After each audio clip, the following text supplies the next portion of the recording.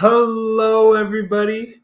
I am your host, Joshua Void, and tonight we're going to have a really interesting conversation. We're going to jump into economics. So it's kind of like an introduction to economics 101.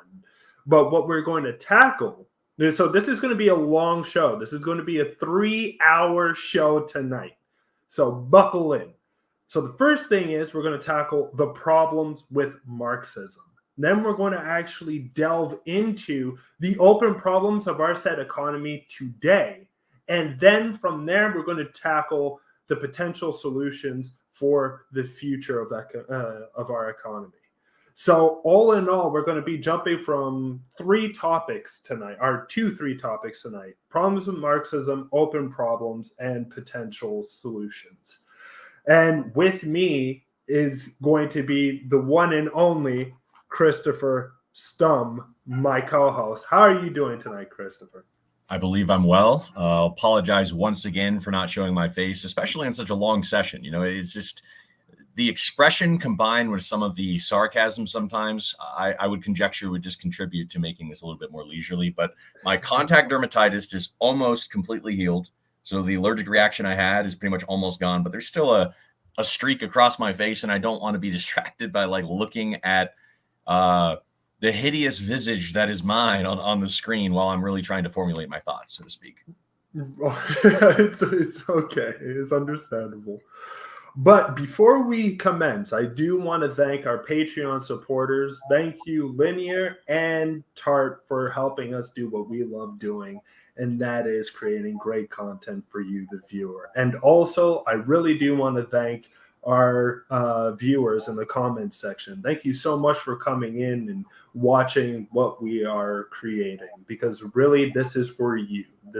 We love doing these type of things in order to help educate and maybe even formulate postulates that can then help us tackle future problems. So this is something that I really do enjoy, and I'm happy that you, the viewer, also enjoy that. So thank you for coming through. The other thing that I would like to say is that if anybody has any questions, please ask. And if there's something that you think that you might not understand, let us know so that we can actually calm it down a bit and then try to address the problem that you might not understand, or at least the wording of something, or whatever the situation may be. So please let us know if there's anything at all that you do not understand, or if you have a question, because no question is a stupid question. All questions are great questions. So please don't worry about that. Ask and ask and ask, and we will do our best in order to try to make it more accessible. Who's the author of the book written by J.K. Rowling? Right. Yeah, I think that's great, and I'd love if it was pseudo-Socratic. I would conjecture that maybe it would be useful for us to introduce ourselves to those as of yet unacquainted with us. Absolutely. So we're not familiar, right? Because our introducing ourselves doesn't like count as per se, like, you know what I'm saying, meeting someone. Right. But at least they know who we are, so the next time they can understand our backgrounds and stuff. So yeah, that's understandable. So my name is Joshua Void, as you can see, and the other thing is that I am the host of the Atheist Uprising, and at the same exact time, I do have education in the background with anthropology and stuff. But at the moment, I'm not in anthropology at this exact moment, because I do need to think about finances and other things. So at this very moment, I am taking a little bit of a hiatus from that and delving into work so I can help kind of figure out certain things. But that is a little bit about me at the moment and who I am. And my name is Christopher Stum. I triple majored at UNC in theoretical physics with an emphasis on Einstein's field equations and photonics, quantum mechanics, wave function, Hamiltonian, stuff like that, Hilbert spaces. I did the other major was mathematics with an emphasis on formal proofing, foundational proofing. And then the other one was in symbolic or formal logic and philosophy. And I graduated there. I wanted to take a break because sleeping 4 hours a night was really exhausting. Yes, unlike Joshua, I was fortunate enough to have a full-ride scholarship, so I didn't have a problem of having discontinuities in my time at UNC Chapel Hill, which is the university I graduated from. But then I wanted to take a break, so my beloved and I went on a road trip, and her dad lived out here. That brought us here because of the recreational opportunities, and I ended up taking during that gap year employment opportunity here, and I currently teach mathematics and physics at the College of Eastern Idaho as I prepare for my PhD, which will either be in theoretical physics or pure mathematics. But having it said that, I promise that I will keep the mathematics in this to a minimum. We're going to have to do some mathematics, but I will keep it as accessible as I can to as broad. I'm not as broad an audience I can, but I'll try to keep this conversation accessible such that you don't need to be an economist, a mathematician, or a physicist to get the gist of this. Right. And also, again, congratulations on your teaching and stuff like that and getting that job. I mean, it's just an adjunct position. I wouldn't get too excited about it, I mean, still. I'm just, it is what it is. I'm not going to, in any case, having it said that, maybe we can begin. You already, adequately described the overview for this conversation. It would begin with, I think, a summary of Marxism. Then we would start to really dive in to more detail some of the problems associated with Marxism.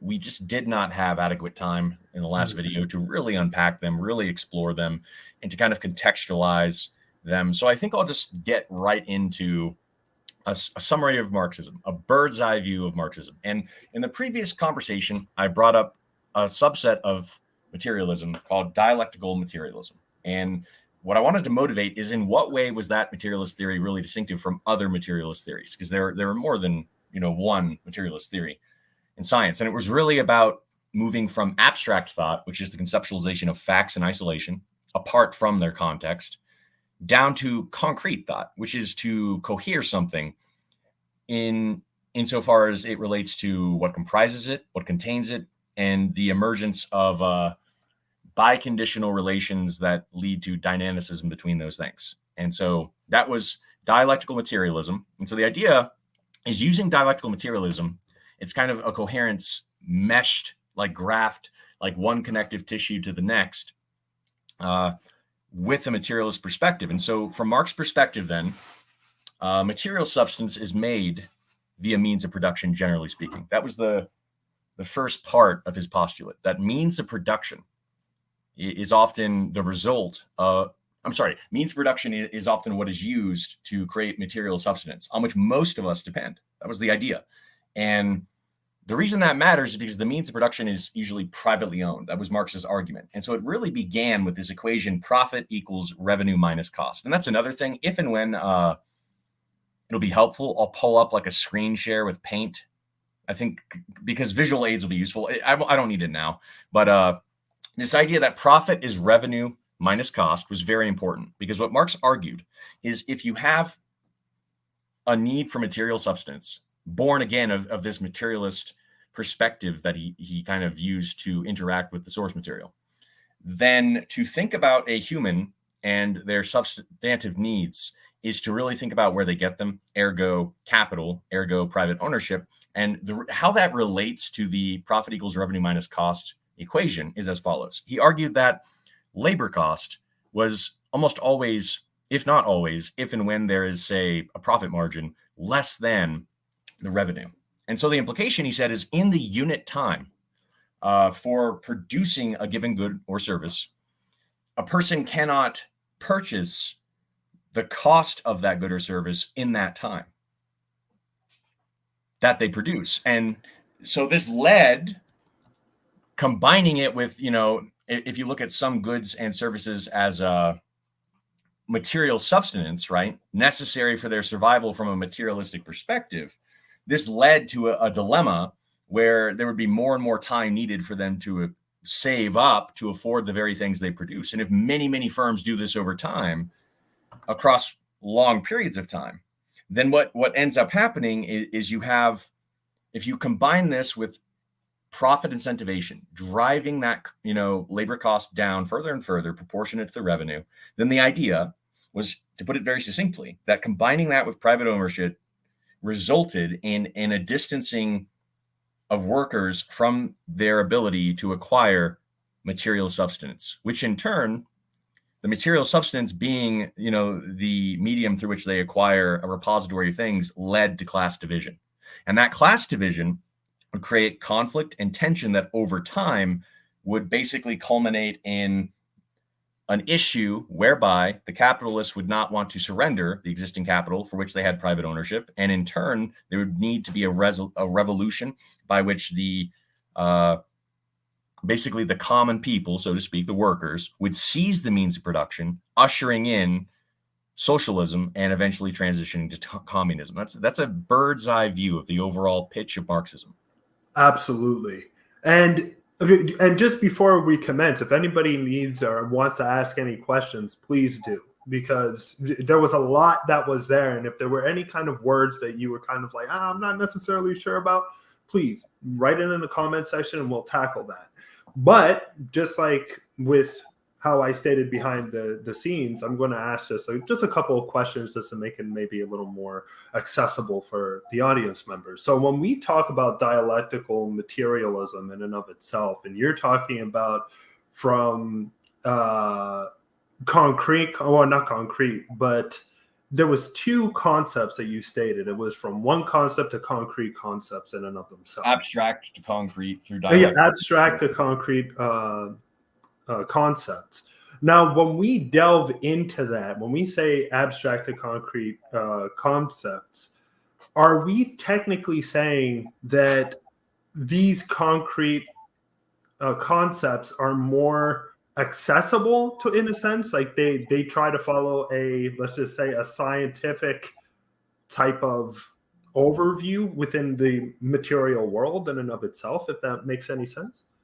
From what I've discussed with various economists and from what I read, it's difficult to really discern, but I believe it was almost just terms that they used. And I don't think they necessarily were trying to make a metaphysical implication by the distinction of material from abstract thought, but rather they were trying to say that the abstraction is really almost, it's difficult to say because even their notion of facts was kind of nebulous, but overall, again, I think the big picture is that you have labor cost less than revenue combined with economic incentive is going to drive down, from Marxist perspective, the ability of workers to acquire basically material substance, which is going to in turn lead to class division, because if you have more profit, you're making more profit, and you privatize the means of production, then that literally means your material substance, so to speak, is distinctively different, both in potential of acquisition and probably an actual acquisition. And in turn, that leads to class division. As these classes navigate farther apart, this leads to further stress of this conflict, eventually crisis, the need for revolution, because they won't want to give up the means of production for which they have private ownership. And that's what's going to lead to the revolution, the proletariat, ushering in socialism to transition to communism. That's Marxism in a nutshell, to put it very Exactly. So from there, what we're trying to state, just for people inside the comment section, is just that in order for, or the reason, or the calculations that Marx came up with was that technically individuals who are workers are slowly but surely, there's going to be a gap between the individuals who are making the product and the individuals who are in charge of that the business that then creates that said product on the workers, for instance. And from there, because that gap continues to expand, the thing that ends up happening is that the workers in and of themselves are going to be drained from that resource.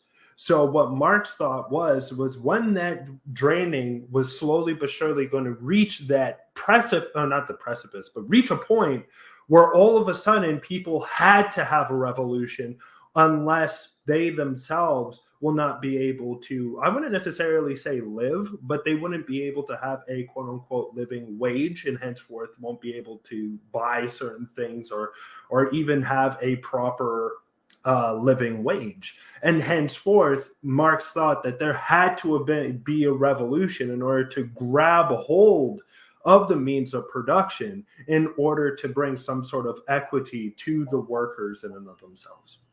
Yep. So I think we can transition to start moving piece by piece. And I think the first thing to draw our attention to is really this notion of exploitation of labor via profit and private ownership. These two things together are major players. And I think the first area I actually want to begin, let me see if I can do a screen share. So present, share screen. Let's see if I can pull up Paint. Can you see this? Oh, yes, I can. Here we go. All right. So the first thing I want to draw our attention to is a very basic equation. This notion that profit is revenue minus cost. I mean, this is really basic, right? So, I mean, I'm hoping this is not too bad, right? I'm good thus far, Joshua? Oh, you are perfect. My apologies. I was just taking a sip of something at that moment. But yes, you are 100% good. So then revenue, okay, so if profit is revenue minus cost, then revenue, okay, must therefore be what? Profit plus cost. Mm-hmm. And so what I want to examine is really what's going on here first. This right here. What is that? And what kind of distinguishes it from this? And so we have factors of production, generally speaking. There are many different classifications of factors, but the at least three common classifications are going to be: first, natural resources, which you can literally think of as parts of the environment existent, like ore, mineral deposits, etc. You can then think of human resources, which are kind of like human labor. And then you can think of the factors of production, which are sort of like what capital is. Now, there's a lot more to it than that. But the idea then is this cost part here has associated with it labor costs of production for a good or a service. This profit thing, however, it's really a misconception to think that all of this goes right to the pocket of the owner or the shareholder. We'll get into really what it means to own a business, what ownership means as it's currently defined, and it varies based on what you own, et cetera, et cetera. But just a bird's eye view, an introductory view to kind of unpack this. But for the time being, this profit, so the first thing to think about is that this profit, if there is no profit, did the owner or the entrepreneur, and I guess I can close this. I don't need this. I've underlined where I want us to be thinking right now. So I'll close this for the time being. But did the entrepreneur in that instance make any profit? Because when you were paid by your labor cost, you made profit. That is correct. If revenue equals cost, that is total cost of production, did that person make profit? Interesting. Well, I think people would say that at that very moment, it's hard to say, actually. Well, I would say yes. I would say no, because generally speaking, what usually happens if you're the owner is you have paid and contracted out these things. And if it's it depends if it's at will or salary, because I get what you're saying. You're thinking of chronology, but generally speaking, in a lot of cases, the production of a good and the labor associated with that production, like let's say you get your paycheck every week, a product you produce or every 2 weeks can take often just a week or so to ship, let alone sell. So usually that revenue will come in later down the line in terms of time and chronology than the labor cost of its production. So the first thing to realize is that if revenue equals cost, as economists currently define it, the person who did not directly produce it or is not a direct cost associated with its production, but rather who oversees the firm in question, did not make any profit. And so the first thing we have to reconcile is that if it's okay by you getting paid to make a profit in your case, why is it not okay for them to make a profit in their case? Because not all of profit, that is the difference between that cost and revenue, goes in their pockets. Some of that goes to taxes. Some of that goes to external costs that are not necessarily covered under their firm. Some of it goes to liabilities for the assets that they have the capital they've put down, et cetera. So there's also a higher liability associated with that ownership. Right, exactly. And so what you're stating right now is that the person who owns the actual factory also has certain liabilities that they need to pay for as well. So henceforth, by the time they pay off everything that they need to do, just like the worker does, they themselves aren't necessarily being quote unquote paid in a sense, because there's so much that's being costed onto them, if I'm understanding that correctly. I would say, to put it very simply, if there's in that equation, if there's no profit, that person who's not a direct part of the labor, but who is implicitly involved in running the organization, did not make a profit. Interesting. But you did. But again, that's under this current model, because as we'll discover later on, it can get a lot more complicated. But what I mean to motivate here is really think of this as like almost like HR. I mean, to fully unpack this, I think the chronology here is important, but eventually when we get into like being a shareholder and what it means to own a company, maybe it will make more sense. I'm not sure if this is right now the place where I want to bring that to bear. So right now, whoever the owner is, the point I'm making is that revenue, a part of that revenue is actually what they make in profit, what they earn for their wage. And it's not direct labor, it's implicit labor in that, there are discrepancies in, as we'll discuss later on, what we specialize in.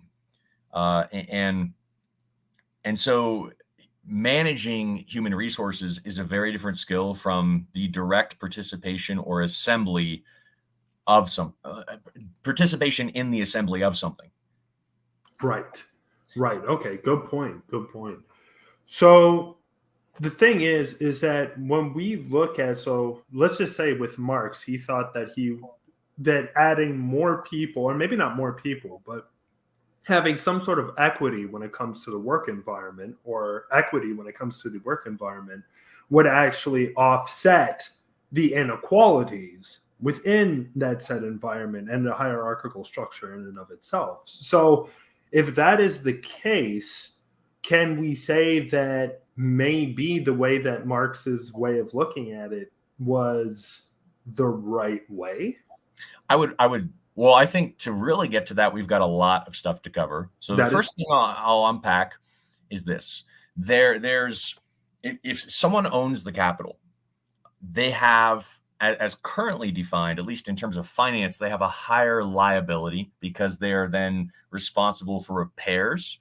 They're responsible for, if the company fails, they're the one that's going to go bankrupt. You may be out of a house and home, so will they be. In addition to that, they will potentially have to file bankruptcy. They may have to basically their liability mathematically in terms of the finance is, by having ownership of that capital, is higher. But this is complicated because look at this from the perspective of a worker. We may have questions like, if someone's injured and they're not adequately compensated for that injury, how do you quantify those kinds of liabilities?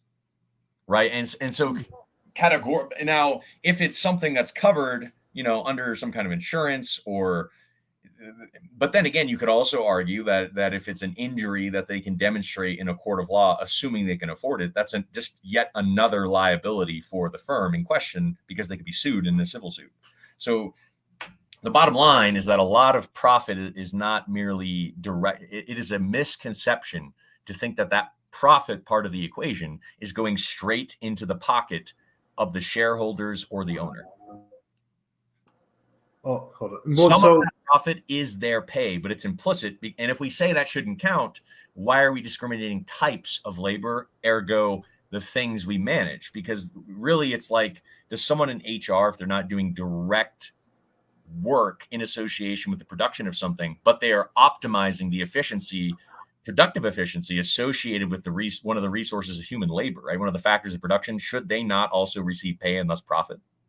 Oh, absolutely. And I think that's one of the issues that you rightfully brought up, is just that there's much more to labor than just the worker in and of themselves.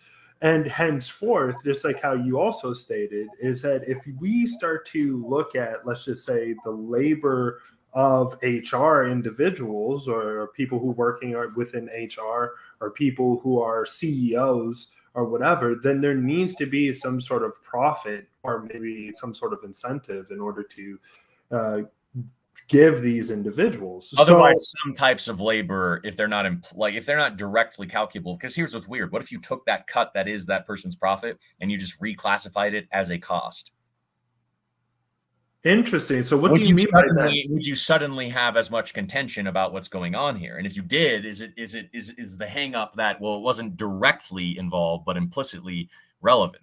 And then it's like, you know what I'm saying? It's rather complicated, but it kind of lends us to another idea, which is this, and it's often something people overlook. What if so if the revenue equals the cost, we have a problem. But what about when the revenue is less than the cost? Did the owner get the short end of the stick there? Was he exploited? Well, that's a very good point, because it's true. If the revenue is less than the cost, then in and of itself, it seems that the it has turned on its head in a sense. And henceforth, it seems that the individual who's in charge of the business is actually getting the worst end of the deal than the actual workers in and of themselves. Yeah, because basically that person is taking their salary out of that difference. But if you were to just reclassify that subset of the profit as a cost for their income, then I think you can see what I'm saying. So I guess this kind of pushes us to another idea, which is like, what about when a firm is employed by another firm and one firm's profit is another firm's labor cost? Interesting. Because oftentimes, Marx is thinking in terms of the worker, but this, in other words, this isn't necessarily exclusive to firms, and thus this isn't even necessarily something that your employer is not beholden to themselves. Right. Huh. And again, if revenue is less than cost and we have a situation like this, who's getting the short end of the stick? What is fair? Right. Exactly. And if we only get everyone to have, let's say we try to make some addendums. We say, okay, everybody has to have the same amount of profit, meaning everybody's going to get proportionate pay. Well, then where's the incentive to work harder? Or moreover, where's the incentive to take on more liability financially? Where is the incentive if you're getting the same pay as people without that mathematical liability? So right now we're separating the notion of sharing the means of production and sharing risk or liability and ownership. Right now, we're just looking at, if we kept that part of the equation fixed, where is the incentive to take on more liability with equal pay per unit time? Right. So, Is the reward insufficient to warrant the higher liability? And as this relates to dopaminergic reward incentive, would we predict a continuance or a lack of I guess instantiation of these kinds of behaviors for external stresses? Interesting. But just before we continue, though, because there was one question that was asked a few well, not a few minutes ago, but a while back, on that Linear asked, and it was kind of the same as I think that I kind of asked beforehand. Thanks for the overview of Marxism. What is dialectical whatchamacallit? So I think, pardon? Dialectical materialism. Exactly. But the problem, I think, is that because certain the wording of dialectical materialism, because I think that she still doesn't necessarily understand the wording of what that means. And I think a lot of times it's true that if somebody doesn't understand that, then it's kind of like everything else kind of like falls in on itself. So it's very much just the idea of grounding whatever facts are in a way to contextualize them with their environment, to graft them in their environment, but to, in doing so, transcend your understanding of them, but also their environment. Right. And that's kind of how that whole synopsis pieced together. Okay. Okay, perfect. Because that's the thing. Like, I just wanted to have it answered relative and linear. I hope that that made more sense. If you have any other questions, please ask. It's just because I thought that we tackled that. So, oh, okay. She still doesn't really understand what that is, in a sense. So, how could I state this?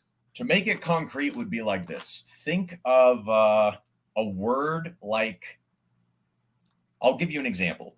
Think of an inside joke. The very concept of an inside joke, really to quote unquote get it, the fact of what the joke is, so to speak, is to cohere that with the context that gives it its understood meaning for those on the inside. So to know the joke is to know the context. Huh. Interesting. Did that help out, Linear? Just okay. I think that it's kind of there. I and think that's kind of why Marx was trying to cohere the need for people materially to get subsistence with the barriers to that, which would be how much money do they make? Who controls the means by which they get it? The factors, the means of production. And then if there's economic profit incentive from those private, means of productions that are not theirs, do they have the leverage and thus less or more ability over time to better negotiate and over time get those material substance? Yeah, that material substance. And if not, and if one group does have that ability and one doesn't, over time, they're going to separate and drift apart, leading to conflict. Okay, perfect. So, Linear, I hope that actually fleshed out the idea much more than before, in order to really hit up on the point of what we're trying to show, based on at least the ideals of what we were talking about with dialectical materialism, and how it actually goes into at least the Marxist outlook of their economic model, in a sense. I hope that does help. And I think a really important point that we've kind of built to is identifying in this simple equation, of revenue, cost, and profit. When we hone in on profit and observe that some of that is actually a labor cost associated with certain kinds of labor, right? We have to also contextualize that with reward incentive, given like commensurate liability in the context of how the system is currently structured. But this also builds to kind of a set of questions that I think are important to motivate. Like, what was done with that profit?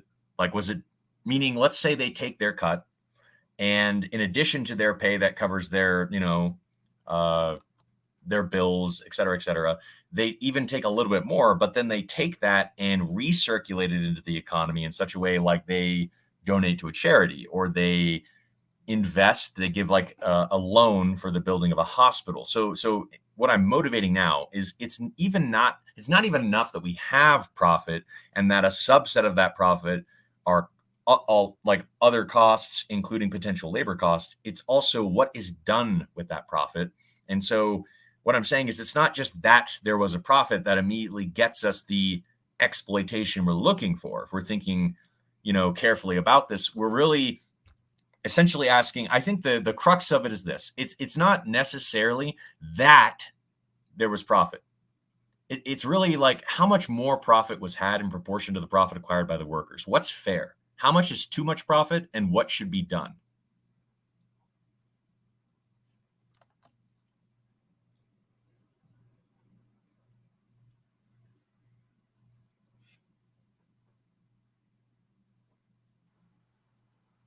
Oh, sorry.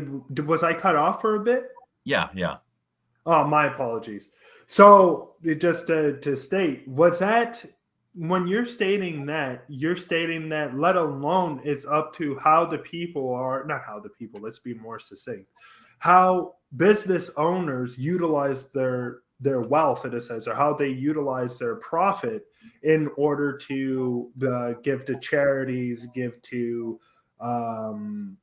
or loans and everything like that, if we're really delving into it. I think really the way to think of it is to derive, because this is to cohere and contextualize this with a concept in economics known as circular flow. So I think I'll do a screen share and kind of motivate the introductory conceptualization of this. Like, the idea is you have firms and you have like households. Let's say there's a house, and then you have like products. I have to like use my finger, so this is kind of, I should probably have gotten a pen. It's very difficult to do this. And then you have like labor. And these are markets. And these are the households, and these are the firms. And so if you think about it, the direction of currency, that is money, it doesn't always go this way. It's not literally a circle in the sense that some firms will sell and buy from other firms. Some households can sell and buy from other households. But you get the gist of the idea of circular flow is that the direction of money is going to be from households through the market for goods and services to firms. And then the money from the firms is going to go to the market for factors production as pay to the households. And so it creates a pseudo circular flow. It's a little more complicated than that, but for an introductory perspective from a bird's eye view, this is pretty much the idea. And in the same sense, you can think of the direction for goods and services as oriented the other way. So it's going to be goods, and maybe I'll try a different color, red maybe. Goods and services going this way. Right? Firms produce them, that create this market here of products and services that go to households. And again, it could also be firms. So you could put something over here with firms, et cetera, like a complex web. And then the households take those products, and sometimes they do labor with them, right? They create new businesses, or they use them to do labor. And that in turn then goes this way to having firms, that, et cetera. So you can think of this as a pseudo circular flow. And so we're really thinking about a more elaborate concept known as the velocity of money in economics, and the flow, both in direction and in magnitude, like the rate of flow and the direction of flow of various currency mediums in the economy. So we're thinking about where that money is going. Does that make sense? Is that okay? You're muted, Josh. Thank you. That was a very good way of looking at that, and it helped me. But if anybody in the comment section again has any questions based on what you just saw, based on the diagram, please let us know, and we'll definitely try to get more into the mix of that said diagram. But for me, I think that shows the way how money flows into different areas of the economy in a sense. Okay, so the next idea is the law of supply and the law of demand. It's a law in air quotes. There's no actual like fundamental law. It's more that it's just something that has high predictive capability at a prima facie level, and so it's referred to as a law. The law of supply. So let's look at this XY axis, and let's look at like price on the Y axis and quantity on the X axis. So the idea here is like, let's say this is like $2. And this is like 5 units of whatever I purchased at $2, right? So it's very much what you should be familiar with. There's a 2 tuple here, and that's the Y value. You've got 5 of the quantity, $2 of the price. And this point basically is a point in this price quantity vector space. And associated with this are the aforementioned concepts that I just spoke of. The first one being the law of supply, and it says basically that as price increases on the production side, the quantity produced, the number of units produced that they'll want to produce, is going to go up. So if we look at this graphically, here's our price, here's our quantity, and again, this is to be contextualized with the idea of a circular flow that I previously mentioned. Right. Then if I'm looking at a higher price, so if I start here and then I go up the price axis, to basically this point, well, now I'm going to have increased quantity. And so I'm going this point. And so I'm going up, right? Yes. And again, I increase price, I increase quantity. And so we end up with, this is the supply curve. So what supply is not is like price or quantity.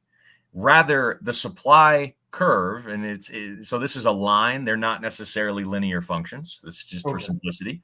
But the supply curve is a price quantity It is a set of price quantity two tuples that together define the line in this two-dimensional vector space that is the supply curve. And again, it's a linear equation just for simplicity, just for introductory purposes.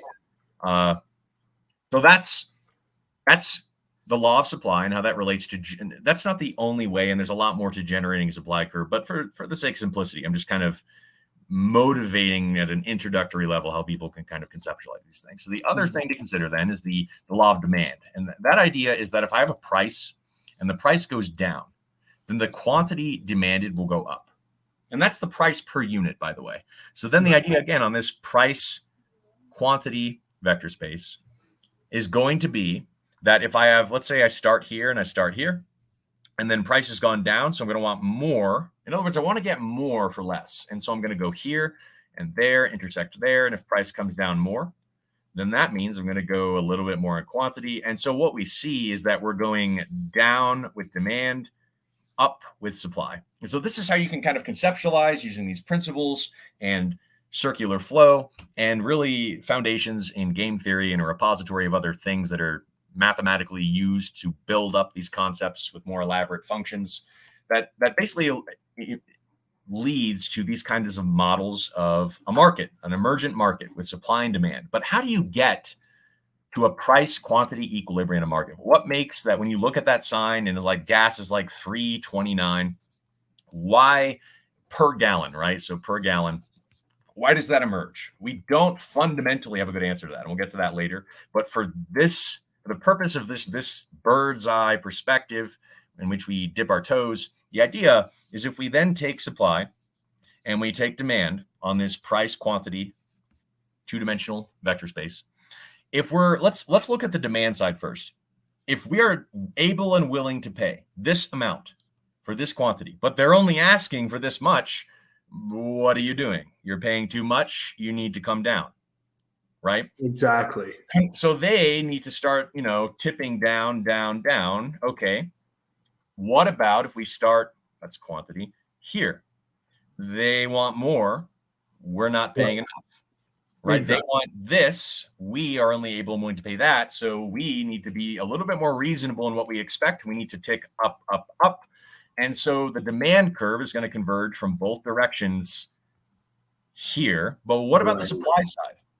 Well, the supply side, if they're, if consumers up here are able and willing to pay this, and they're only asking this much, we need to increase price, right? And we need to also, for that increase of unit price, realize there's a bigger market share we can obtain. We need to come up, up, up, and that's how we get there. What about if we're over here? Well, then we're asking too much, so we need to move down, down, down, and that's how we converge on a price quantity equilibrium. Wow. Interesting. Okay, so that was a really good way to kind of show how all that works. Does anybody inside the comment section have any questions? It's like how I stated, questions are good. If there's anything that confused you, please let us know. But so you're saying that their needs, or not their needs, but the best way to look at the market, at least when you're looking at supply, you're looking at demand, you're looking at price, and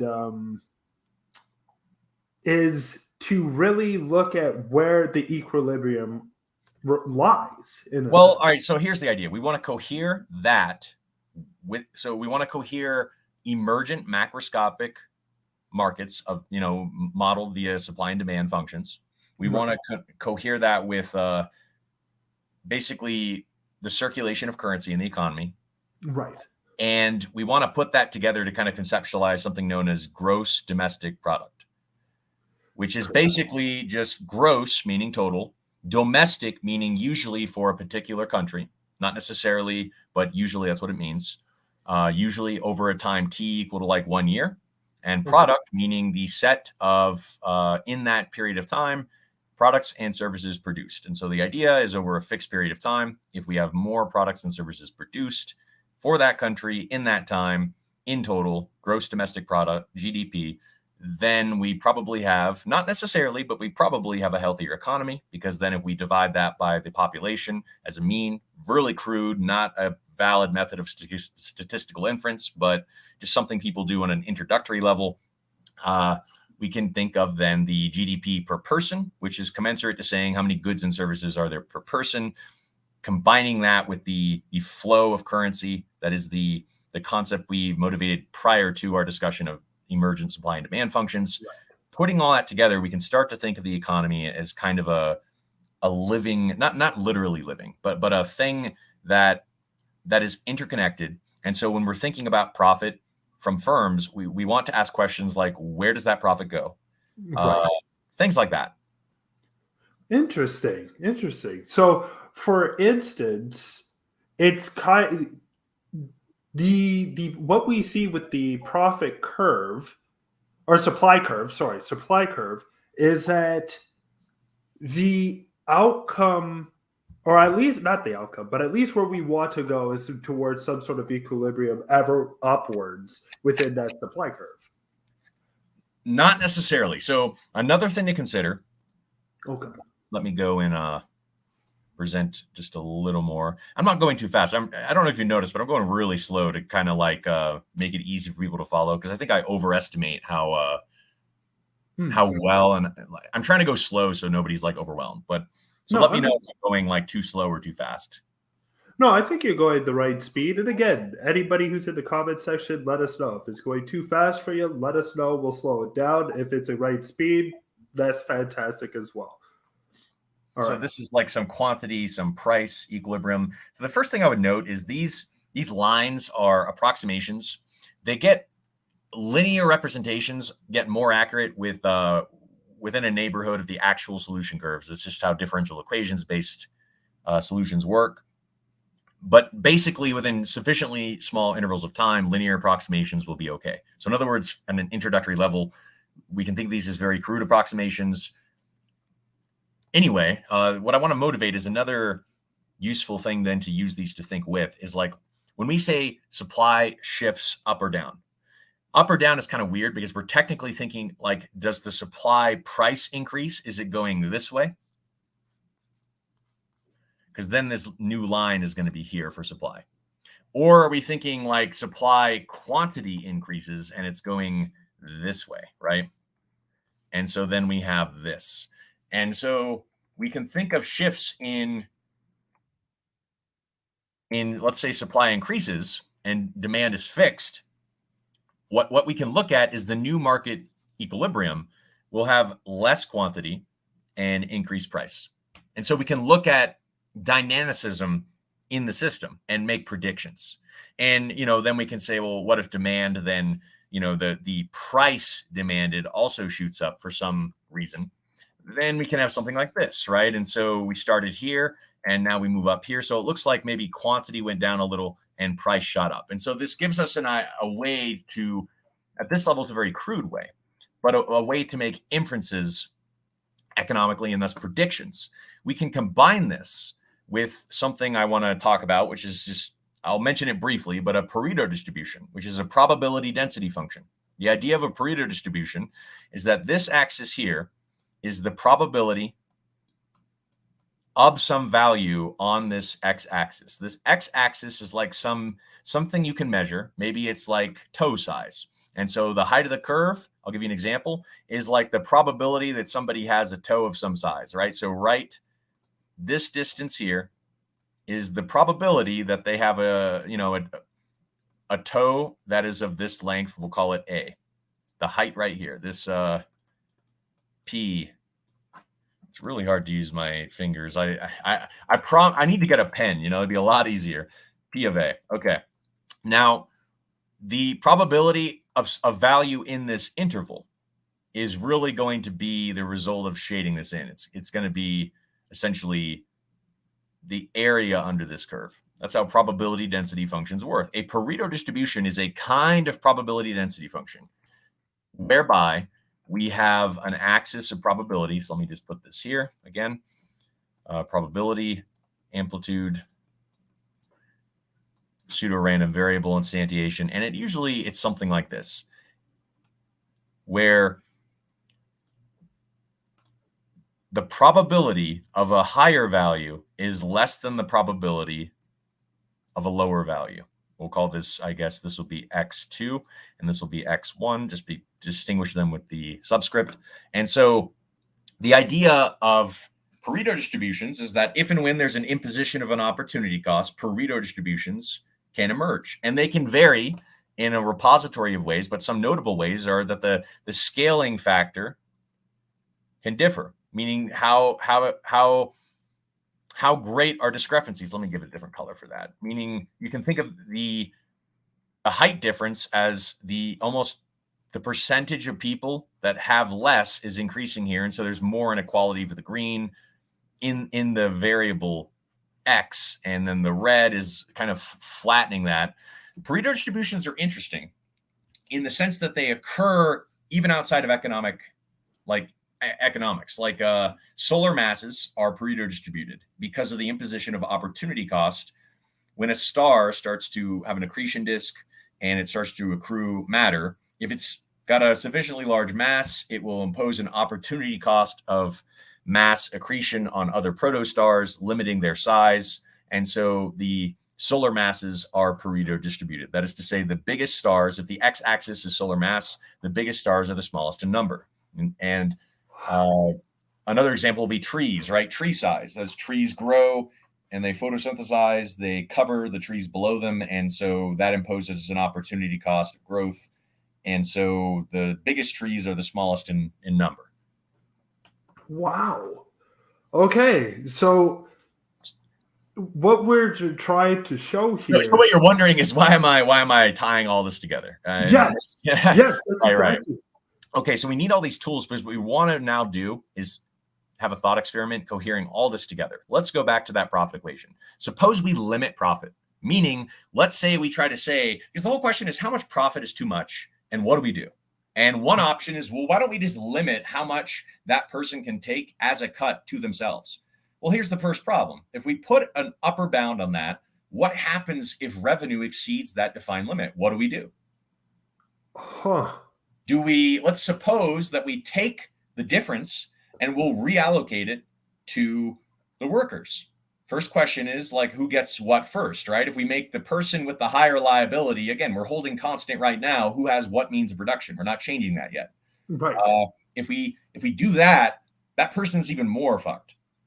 So if we, you know what I'm saying? It's because then they're going to pay, like, you get what I'm saying. I think now, usually this comes in all at once, but if there was for some reason chronology and they had to wait even longer, I think we're potentially giving them even less incentive to take on more liability as it's currently defined. And again, we're talking financial liability, not the harder stuff to calculate. I'm probably going a little too fast, so I'm going to slow down and start to talk fast to get excited. But anyway, what I'm saying is, to put it very simply, okay, is if we were to try to just say, let's let this person get their cut up to a point, and once they reach or exceed that, anything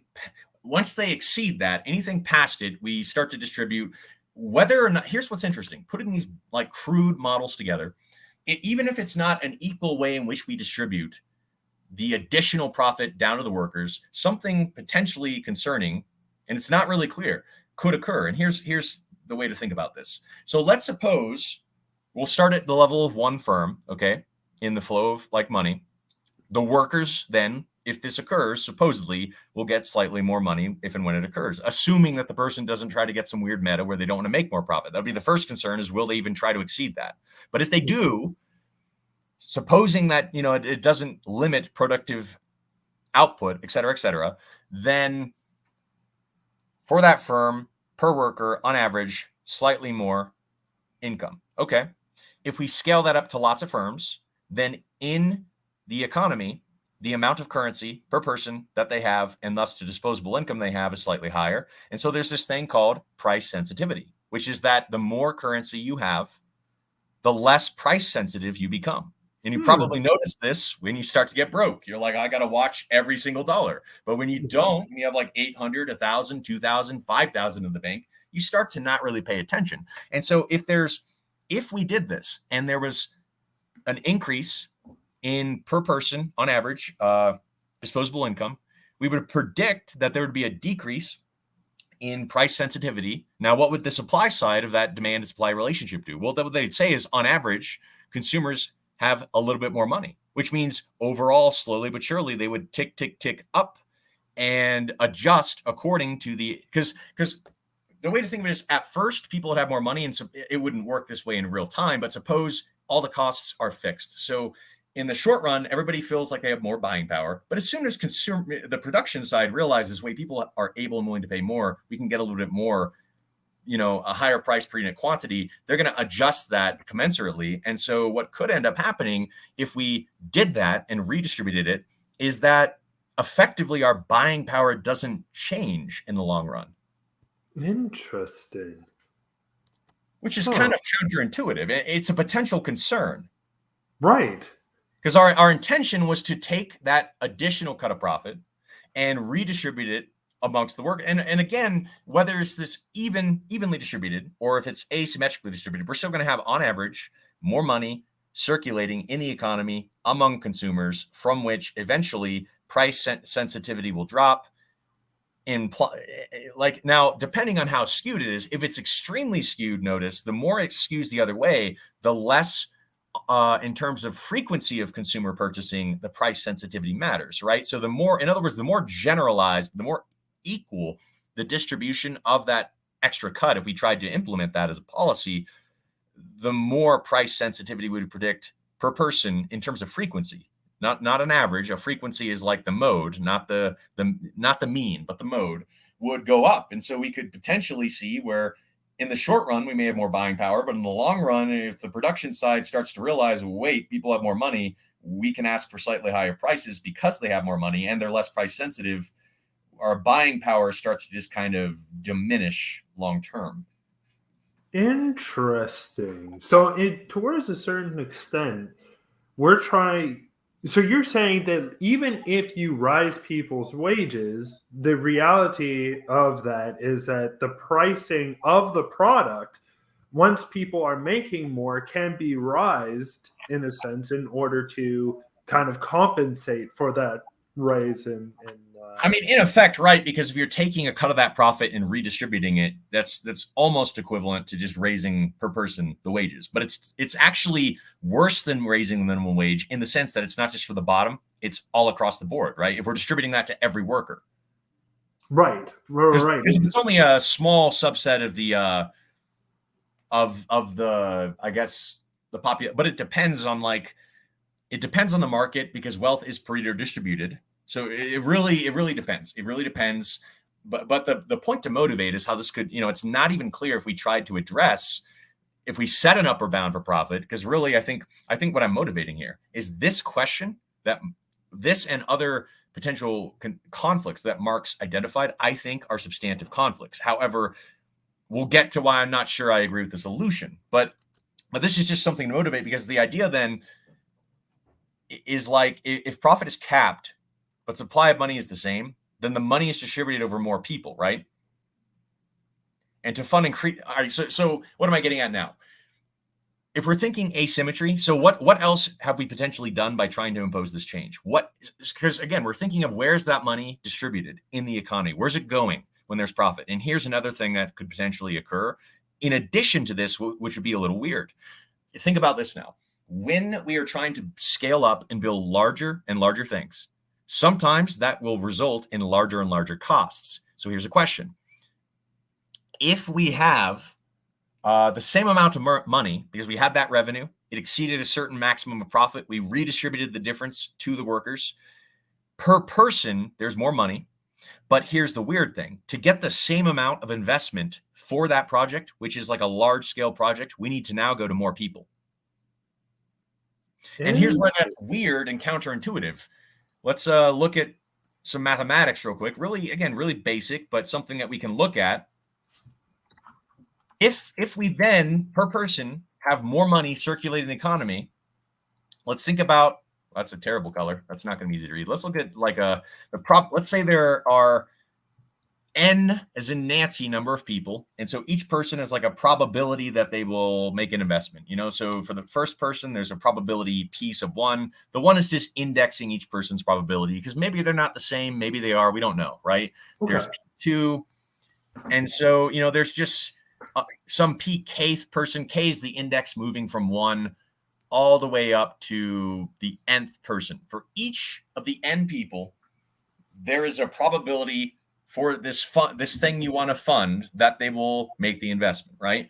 Right. The thing, if we take a cut of that maximum profit and we, again, distribute that among the workers, and then each person is a little bit more, but we still want the same amount of money to fund some project. If it costs more than what any particular one person has versus a very asymmetric skewing, then what I'm saying is now we need to go to more people to get that same project on board, which means the probability that all n of them, here's the product of all the p sub k's, invest is the product of all these probabilities. Now, if we assume we're not certain they won't and we're not certain they will, then for any probability p sub k, it's going to be bigger than 0 and less than 1. That means this product is going to be less than any person's probability for any of them. And I'll explain what this means mathematically. It means, let's say that this guy's got a probability. Let's just say there's 2 people. This guy's probability P1 is like 60% probability, because people like percentages probably more than the decimals, and P2 is like 30%. Well, then look at this. If they both need to be, if we need to go to both of them, then we need the product of both of them, right? Which is 30% of 60 or 60% of 30, no matter which way you look at it. 30% of 60 is smaller than 60, and 60% of 30 is smaller than 30, which means no matter which way you slice it, it's more likely to get the same money from one person than 2 if we need them both to agree to the same project. Interesting. Actually, we do have a question though, but I'll let you finish, and then after I'll jump into the question. So at this very moment, Linear says, what I don't get is if more people have money and can therefore buy more products, doesn't that make it easier for companies to meet their profit cap and therefore decrease liability? No, because they still have to. So if you overcharge, right, then what ends up happening is you've produced too many things and you just lose money. Meaning there's some price you can find at some quantity that will maximize profit. But the issue is you don't have the magic Palantir to look into the Palantir and see exactly what that is. And so unfortunately, it's not as simple as there's an increase in supply and money. Because again, what you also have to consider is competition. You're not the only firm that exists. And so putting all of that together, unfortunately, when people have, and there's another reason why as well, is remember, how did they get that increase? They got it from you. You paid them that money. So you're all, again, the key, and this is why Marxism looks, it looks enticing when you look at things in isolation. But ironically, when you put them all in coherence, this is the problem, is that if you scale this up across the economy, and most firms did this, and consumer spending goes up, they're getting it from their employers. Interesting. Now, it's possible, that some firms, because obviously not everybody's making the same revenue, and thus not everybody has the same labor cost. And so discrepancies in pay rate, et cetera, can emerge in some firms winning out more, some firms winning out less, depending on a repository of other variables. But the bottom line is when you put all this together, it really can have some potentially counterintuitive implications. And again, the previous point motivated was to show that in addition to that, counterintuitively, asymmetry in some instances in wealth acquisition is more likely to produce higher cost, larger scale capital. Interesting. And I hope I walked through some of the things to conceptually motivate why that is. Because if per person there's more money, but that means there's not all that the same amount of money is not pooled into only one person. Then you have to convince more people, and you have to thus adhere to more betting quotients or more more lenders. And then it's like, let's hope, for example, they don't need to all understand what they're investing in to invest. Let's hope that they don't all, et cetera, et cetera. So what am I saying? this is going Do to you think, I'm sorry, I don't mean to interrupt, but do you think maybe having a diagram of this might be a little better for individuals to actually understand it in a sense? Because the way that you did it last time with the diagrams, even though those were just basic diagrams, but still it kind of helped people understand where exactly you were going. And maybe with another diagram, they could kind of see like, oh shit, okay, this is the way. yeah. The way to Yeah. think of it is like, let's look at a picture, and Yeah. let's think of this picture as we have a bunch of let's say this is the amount of money we have. Okay, this box, we got this amount of money, and let's say that we'll think of the number of people as like our distribution. So let's pretend like there are two people, or better yet, let's say 99% of people are going to be in here and 1% are here, right? If I have a project that costs, let's say, let me just, maybe, I'm trying to draw, but it's not letting me here. Let me go green, this much.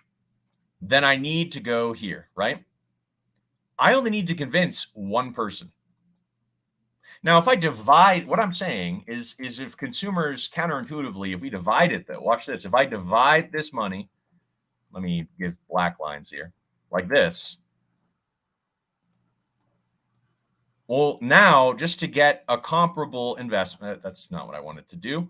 Let's get this black again. Then if I want to invest like this, well, now I've got to persuade a lot more people. I've got to persuade maybe this person. I've got to persuade this person. I've got to persuade this person. I've got to persuade this person. So the more people that have wealth, less of it. It's the same wealth. We're just changing where we put it. The more people I need to persuade for funding, right? And that persuasion may be, do you or do you not have confidence in this product? It could be, do you even understand the product? But here's the issue. If each person has a probability that they will make the investment, no matter what that probability is, as long as it's not certain either way, meaning it's not zero, we're not certain they won't invest, it's not one, it's not certain they will invest, then that probability is going to have the properties whereby, let's go to a case of like, I'll make it very simple. We have two people. P1 is his probability and P2 is his. They each have this probability they will invest. The thing is, if I want a project this big, like big enough that I need both of these people to invest, then the chance that they both agree is the product of these probabilities. That's less than the probability of P1. And that product is also less than the probability of P2. Why? Because P1 and P2 are less than 1 and bigger than 0. So I'll show you. Here's a mathematical argument, very elementary, but here it is. So P1 is bigger than 0 and it's less than 1. Okay, let's multiply both sides by P2, right? P2 times 0 is just 0. And P2 times P1 is P1, P2. That's the probability both invest. P2 times 1 is P2. And so here we go. This product is less than that. And we could do the same thing by switching it around. If we wanted to start with P2 and multiply both sides by P1, so let's do that. This is our P2. It's less than 1.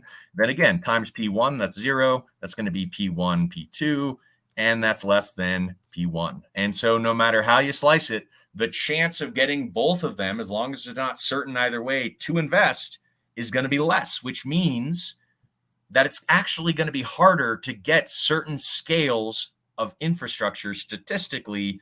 And notice, here's the weird thing.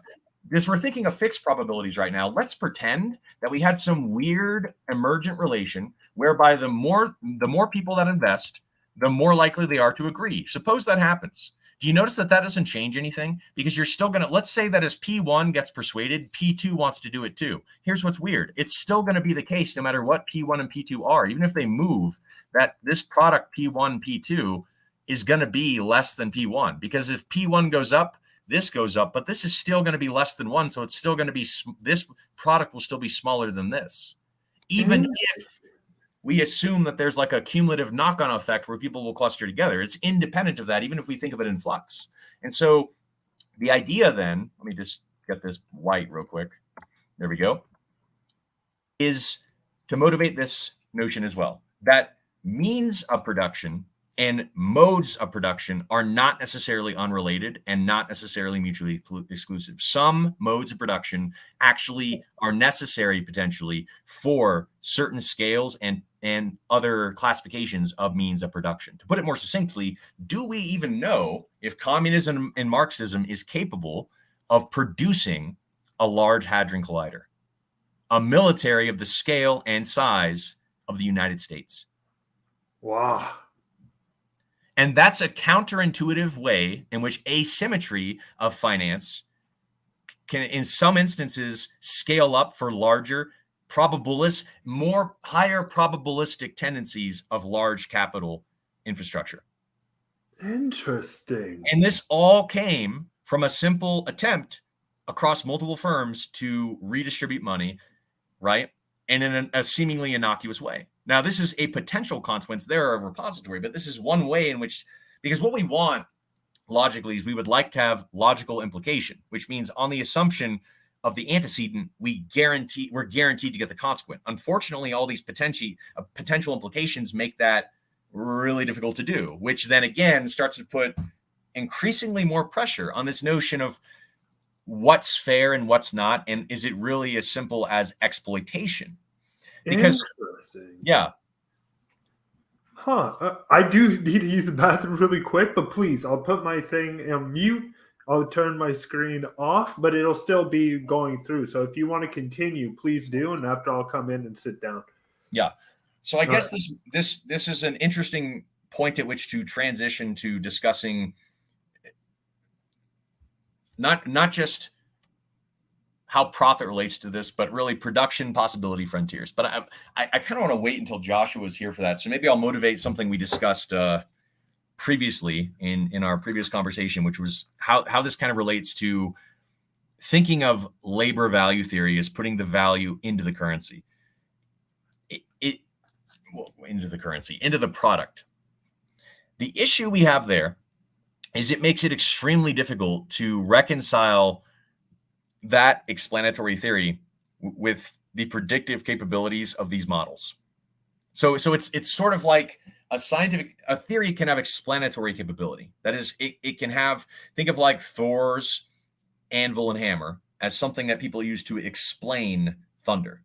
Doesn't mean that it's, a correct explanation per se. It's just an explanatory theory. But what can you predict with that theory? And the issues we have with a theory of like labor value, whereby the labor itself is what puts value into the product to determine price quantity equilibrium, is you kind of have to, it is extremely difficult experimentally and in an explanatory sense to reconcile that with, especially when we get more elaborate, more sophisticated with systems of differential equations pertaining to emergent market phenomena. But now that Joshua is here, I just briefly touched on what we discussed in the last conversation, Josh, pertaining to market value theory and its difficulty in making predictions and explanations that reconcile with the very crude and basic economic tools we've touched upon thus far. And I want to introduce another thing into this arsenal in our collection, which is this notion of production possibility frontiers. And this one's really important. Okay. Let me just get this window up again. The idea with a production possibility frontier is we have, let's say, trucks and we have planes. And this is a two-tuple, so two-dimensional vector space. And the idea is just that you have a finite amount of resources at some fixed time. And so at that time t, with that finite amount of resources there are some number of trucks you can produce and some number of planes you can produce. The parts are mutually exclusive. So usually, let's say I can make if I put everything I have into trucks, I can go there, meaning I don't make any planes. And if I make only planes but no trucks, I can go there. And so the curve, first of all, is kind of bowed like this. And it's closed because you have a finite amount of resources. And the reason that it's curved like this is because the parts are mutually exclusive. And so the idea really is this. Let's say I look here, and this is going to be, some amount, we'll call it Y1 of trucks I have at some amount X1 of planes. Now notice that if I want to shift the number of planes over just to X2, so I want to make this number of planes. Well, look at the cost of trucks. Y2, not that bad, but let's say I want to go a little bit more over. Well, the cost starts to, you see how this distance is growing? This distance, yes, I do. and this distance. And so the opportunity cost of trucks to planes starts to grow exponentially in production possibility frontiers. And this is kind of an interesting picture also of the notion of opportunity cost, that the opportunity cost of making some number of planes can be conceptualized to some number of trucks, vice versa. We can get into, when we get into the economic open questions, et cetera, problems associated with that. But what I really want to motivate here is this idea that, let's put some points here now. If we have a point like A, B, C, D, okay, if I'm looking at A, I'm not really productively efficient with the amount of resources and in the time interval or at the time I have, I could produce here at B or C. Okay, so this would not be inside of the production possibility frontier, is not efficient. D is not obtainable.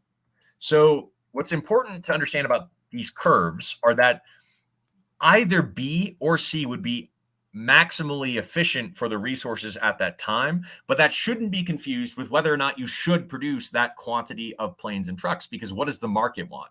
Should we produce this many trucks or this many trucks and this many planes? Which one? And that is where you have to include the market. But the idea here, why I really want to emphasize the importance of this, is now let's say a new technology emerges. You know, a new technology for trucks emerges. What can happen? I can make more trucks. It didn't really change unless it has some kind of like, it's a part that also is of or pertaining to plane production.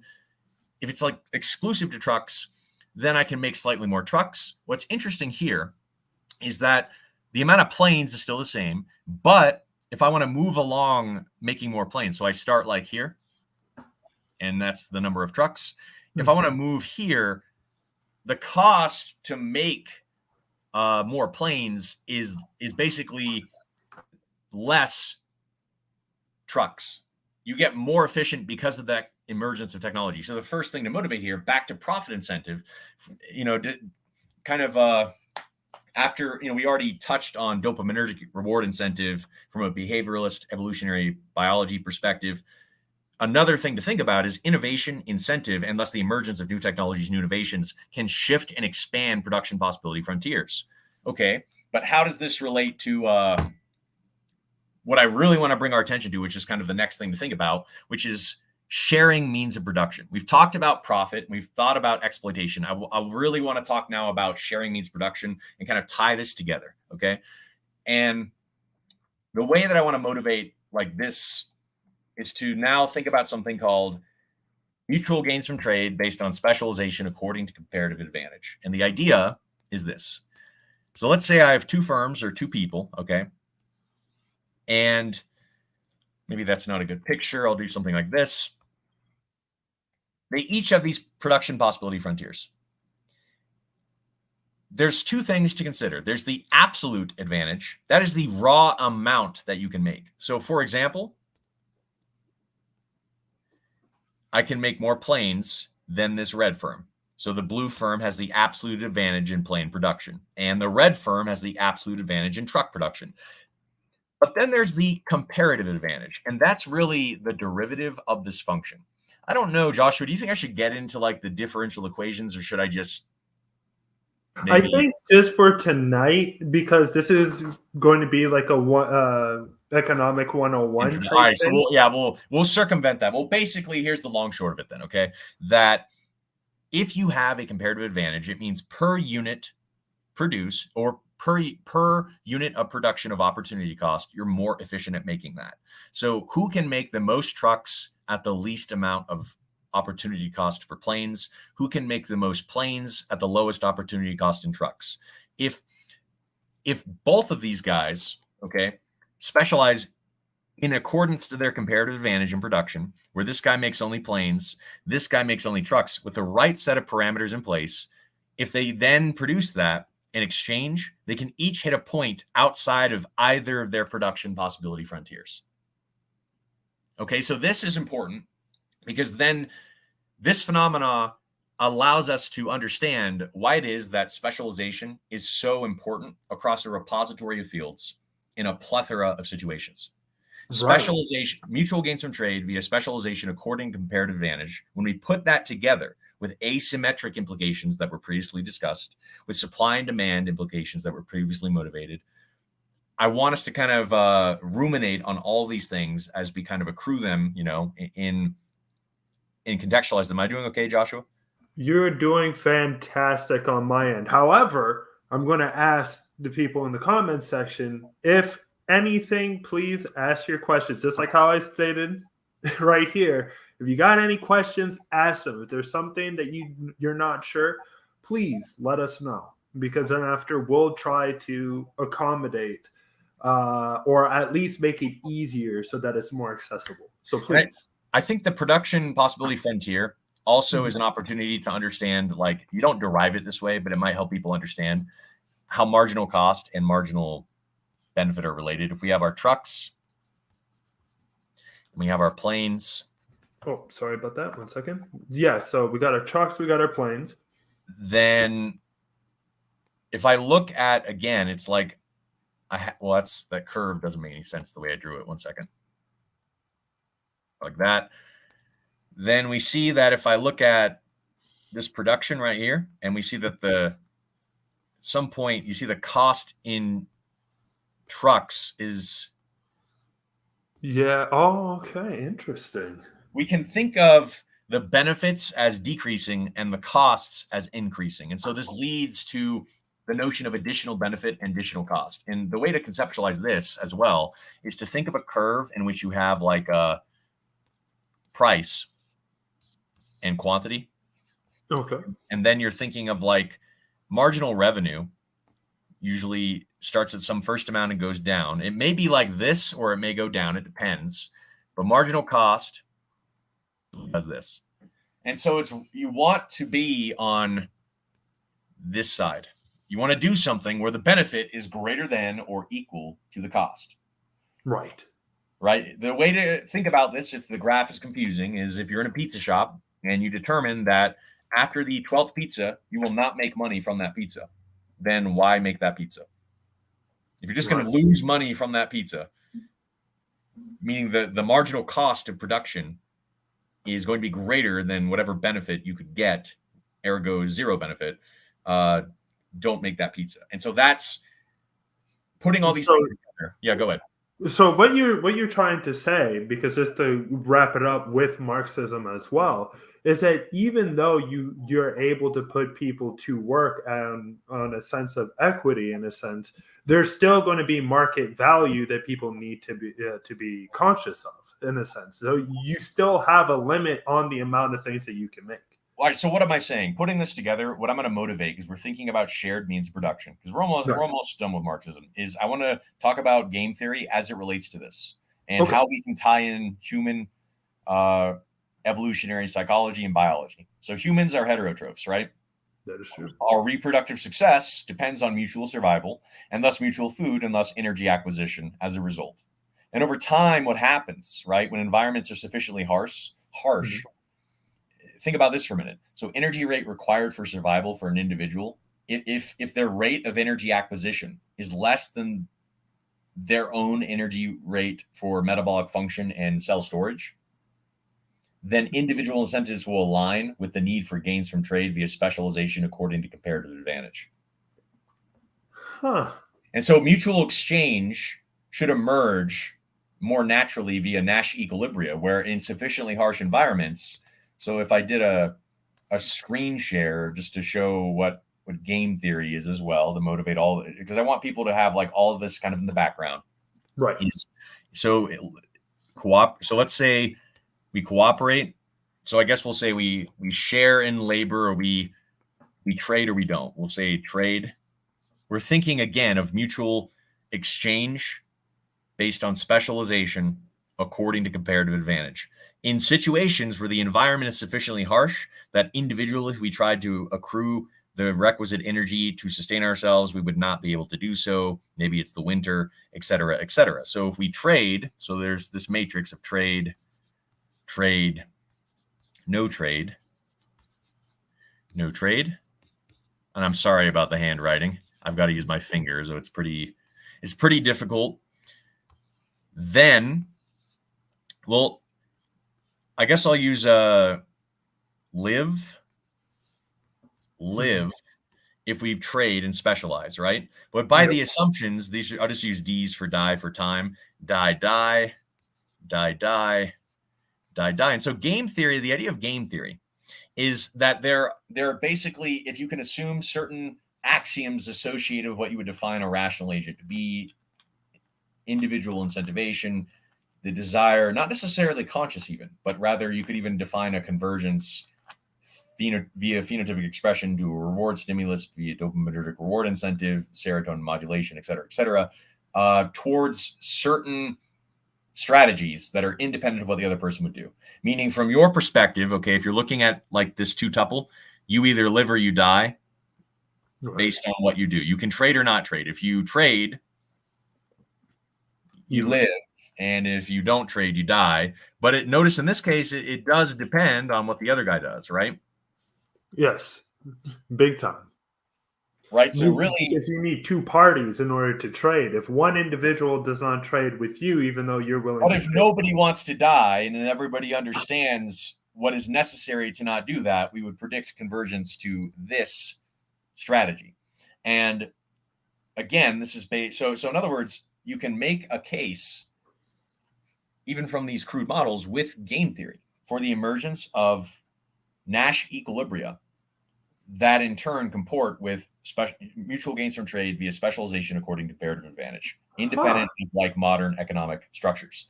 It's something you can use to argue against Hobbes, for example, where, if we escape into a state of nature, but the environment gets harsh enough to where mutual survival requires that we essentially cooperate in self-interest, and we have to specialize our labor according to comparative advantage and then make that exchange. You get where this is going. So we put all this together, right? And and you're with me thus far, right? I am with you thus far. This would predict then the emergence of kind of what we've been building for to this second pillar to address, which is this notion of sharing. This would predict, however, the necessity of getting this thermal energy, right, would necessitate for you to have, you need this thermal energy to metabolically have various functions, tissue storage, et cetera, et cetera. This also predicts the emergence just naturally of the notion of a private good, private service. Interesting. And notice these kinds of things that are being shared and mutually exchanged, phenomenologically speaking, they are divisible in the sense that you can pull apart that lamb leg and share it with someone, right? And so this also motivates the notion of things that are not so easily divided, or we wouldn't want to divide them, as public goods. But this notion of sharing is really where we start to motivate additional questions about how should we engage in the sharing of this thing. Right? How should, and of course, I mean that in insofar as it pertains to the notion of the capital we have, right? The first question would be, well, should we vote? Because if everybody agrees, what's the point of voting? If I know what you're going to think and I know I agree with it, why waste the time voting? And now, if nobody agrees, what's the point of voting? So obviously, the case for voting is going to be somewhere where there's a marginal benefit in proportionate cost to the voting that's done, right? But here comes the concern. Let's look back to the probabilities we just discussed. The more people there are, if there are n number of people, there's a probability P1, Pn. The product of the probabilities is the chance that they all agree on a particular outcome. So the more we share, the harder it's going to agree and use the very capital we have. Exactly. So in a sense, the more democratic it becomes when it comes to investing into certain projects, let's just say, the harder it is in order to win those people's sense of approval to invest. Well, if we put all this together, it's like this. Innovations can increase production possibility frontier, right? Right. Less individual profit incentive as well if we were to instantiate like equal distribution of wealth, as we previously saw, but more, not just per person, but also like less asymmetric wealth means it's harder and less probable to get larger investments in capital. But also less likely for us to agree on how to even use it. And so here's where we get back full circle to Marx's argument. You see, because our goal was to use the capital by sharing it, right? To do what? Well, to produce substance, material substance for ourselves in greater abundance by its acquisition. But if a non-asymmetric distribution makes it harder to scale up that economy to produce it in such abundance that it's easier to get, and it's harder for us to decide not only on what we do with it, but also on what we invest in and to get that probabilistically, then how do we even know that ushering in the socialist revolution is going to have the proper dopaminergic reward incentive, the proper probabilistic apparatuses and capabilities necessary to usher in the utopia? We're not even the utopia, right? But just the increase. So how do we kind of like motivate where I'm getting with this? Wouldn't we just want to if we shared ownership or something, right? Would we just want to specialize anyway? Because we just talked about gains from trade via specialization according to comparative advantage. So would we really all insist, if there was a pizza shop, that we must all participate in that shop? And if we don't participate in the shop, if you own the shop and I'm out in Florida and it's in North Carolina and you're doing something with the shop unbeknownst to me, in what sense do I own the shop too? And what is the material implication of my ownership in it if you could, in my absence, do something apart from me having done it, right? So we're back to this marginal benefit, marginal cost. Do you see how this all kind of, it's hard to tie it all together. Right, exactly. And towards a certain extent, because the larger you get, the larger a business gets, the more global it becomes. Henceforth, you need actors on the outside kind of having certain influences on it. And henceforth, how do they get paid?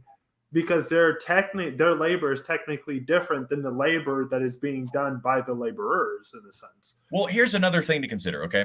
From a game theoretic perspective now, it's another reason we introduced that. Think about when you purchase something. When you purchase it, is it a public good upon purchase or a private good? Now, there's two things you can think about. There's what I just motivated, the higher probability amplitude just from early modern hominid behavior, that there would be an emergence of privatized goods via specialization according to comparative advantage for mutual survival in sufficiently harsh environments. You could make that argument. But what I'm motivating here is that if you publicize the good immediately upon purchase, you're in a bad spot as soon as somebody else comes along. So if you paid for that pizza and then someone's like, hey man, great, and they eat it, you don't want to be the one to purchase the pizza. Right. Exactly. You want to be the one who comes along and gets the pizza who didn't pay. And now if we don't publicize that privatized good, you buy the good or service, you better not use that now to try to create capital that will then become publicized. So where's the incentive to then make innovations that expand production possibility frontiers, that can emerge in asymmetries, that can, et cetera, et cetera. Wow. Right. So this is, it's this deal is getting worse all the time, like Lando in Sky City. Interesting. And so one of the issues with this also is that where's the incentive to innovate, to expand production possibility frontier? And again, we talked about the assumption of redistribution of wealth and how it could counterintuitively affect diminished buying power, right? Right, exactly. And again, it's like it's really hard to cohere all this in a simplistic way, right? That's why I'm trying to like go through this from many different angles. Right. Makes sense. And we might say, I guess I'll put it this way, okay? Historically, and in terms of like early modern hominid behavior, there are lots of studies demonstrative of this, but not just in early modern hominids, but across the repository of species. The material instantiation, the probability amplitude of pseudo-capitalistic, pseudo-free market structures that are economic in nature, I'm going to claim is higher than the probability amplitude of the instantiation of, or I'll say a conjecture, Marxist or communist structures. I'm going to argue that both from a perspective of down to the thermodynamics, the asymmetry therein, but more meaning the probability of keeping that system going. But moreover, what I'll say is, like, historically, how many countries are communistic or socialistic versus asymmetric and pseudo free market oriented and capitalistic? Even amongst those that we point to, like Scandinavian countries that are often incorrectly said to be socialist, are not socialist. Agreed. Well, they're a mixed market But economy. then here's the thing, and we'll throw another monkey wrench into this. Then there's some probability, right? We'll say a probability. So P of Marxism, that Marxism instantiates, and that could be communism or socialism, whatever you want it to mean. But the argument is that it's less likely, way less likely, if you look at early modern hominid behavior, evolutionary psychology, you look at the game theoretic implications, I motivated, you look at specialization according to comparative advantage, et cetera, production possibility frontiers, then the probability amplitude of pseudo-capitalist structures. Okay, so if this probability is way bigger than this, how do we make decisions? It's back to marginal cost, marginal benefit. Well, we look at the probability it materializes and the payoff that it will. So the benefit of Marxism times the probability of Marxism, if it's going to win, needs to be such that it's greater than or equal to the benefit of capitalism times the probability of the instantiation of capitalism, right? Sufficiently pseudo-random instantiation of the sample or not, right? Or just a conditional probability. But the point is this: if this is way smaller than this, then this and this need to satisfy the following, that the benefits of Marxism need to be way bigger than the benefits of capitalism for that marginal analysis to make sense. And from all that we've done, it does not look like that's the case. Because there will be, we would predict, fewer innovations via less incentivation, right? Less dopaminergic incentivation, less innovation. It's like if you publicize something, say a patent, if I create a patent and somebody else can immediately take that patent, copy it, and do it better, I don't want to be the one going through all the years to make that patent and discover that thing. I want to be the one who rides that and just benefits from it. And so the concern is from a game theoretic perspective, from a dopaminergic behavioral incentive perspective, we have a diminished incentive for innovation and thus expansion of production possibility frontier. And if we're looking at redistribution, then a lack of asymmetry counterintuitively could again scale down, and because of, in terms of probability of instantiation, our ability to effectively fund, probabilistically speaking, as more people are going to be needed because we're just dividing up that amount of currency differently, larger scale capital. And so when you put all this together, the benefits of Marxism or communism need to be far in excess of those of pseudo-capitalistic structures. If Interesting. the probability of their instantiation is so much higher, which I claim it is. But the question would be, because I can possibly see individuals who might say, well, like if they have more Marxist or socialist leanings, let's just say, that there could be some sort of, like, maybe we haven't gotten the right Marxism as of yet. Yeah, but that's actually falling right into the jaws of the trap of this argument. Because if they're saying that the probability of instantiation is so low that it hasn't instantiated yet, then that means the benefits need to be even higher. Which means everything that I brought up, it needs to be exponentially better than, and that's the problem, is that argument is going to fall on its face as soon as you realize, wait, why doesn't it statistically instantiate then? If the true communism or socialism hasn't been ushered in, what do we stand on to say it's probabilistically likely to materialize? Interesting. So in a sense, because if we say that the ruling class is going to exert control and prevent that, are we not conceding that there exist factors literally to diminish the probability of its instantiation? Absolutely. And then we'll go down to the mathematics, back to what I previously said of what is the probability that distribution of wealth over time is going to be equal, even under a system that is communistic or socialistic. Exactly. And I think one of the big issues is that individuals have constantly stated that, well, wait until that time comes. And then when it finally comes, then you'll see the reality of the socialistic system at work, or the communistic or Marxist system at work. But in the Like I said, end, they would have to individually address if you have a private good you've purchased or service and you wish to create capital with that material. Okay. How do you incentivize that production and that innovation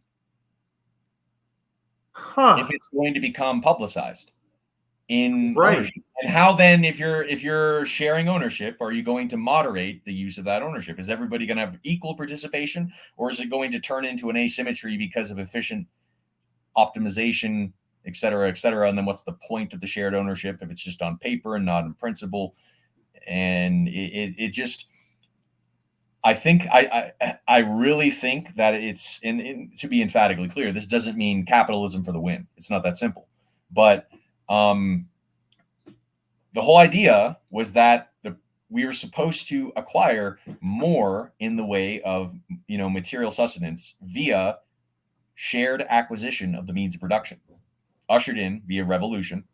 Exactly. And henceforth, it kind of shows through everything that we just shown thus far that there's so much more to take into account than just the ideology. And this is all like very, very, very basic economics. We're not even getting remotely technical. Like I'm literally like writing chicken scratch on a computer screen with my fat finger handwriting. It's like we're not even getting remotely technical. And the more technical we get, the more complicated the hurdles that communism and socialism are going to have to jump through in terms of how well they're going to perform. But how will they do that? Right, exactly. And I think that's why, so thus far, most systems that we do see in the economy are more or less mixed economies. Right. Because at the same breath, you could say, well, we don't want purely pseudo free market economies because we've learned a lot of things. For instance, we require a minimum wage because we don't want the wage to be set so low. We don't want, we put maximums. It's because we are on the precipice of transitioning into discussing broader open problems in economics. But what I'm hoping to motivate here is I didn't really cohere any of this into a succinct set of suppositions, in part because it's not even clear that these concepts comport with each other. There are a lot of open problems in economics, but moreover, because what I hope to motivate is, even from these very simplistic models, for a person to understand how difficult it would be to cohere them and how you can have counterintuitive implications, such as those we potentially may encounter from the thought experiment in which we limit the amount of profit and then redistribute anything above that for a particular firm, right? How asymmetry, in some sense, may be related to the probability of modes and means of production, that they're not necessarily, that certain modes of production, in other words, certain wealth distributions, may actually be better so in other words, it may even be assumptive to say, look at the pyramids. Do you think the pyramids would have been built in a pseudo-communist or socialist structure?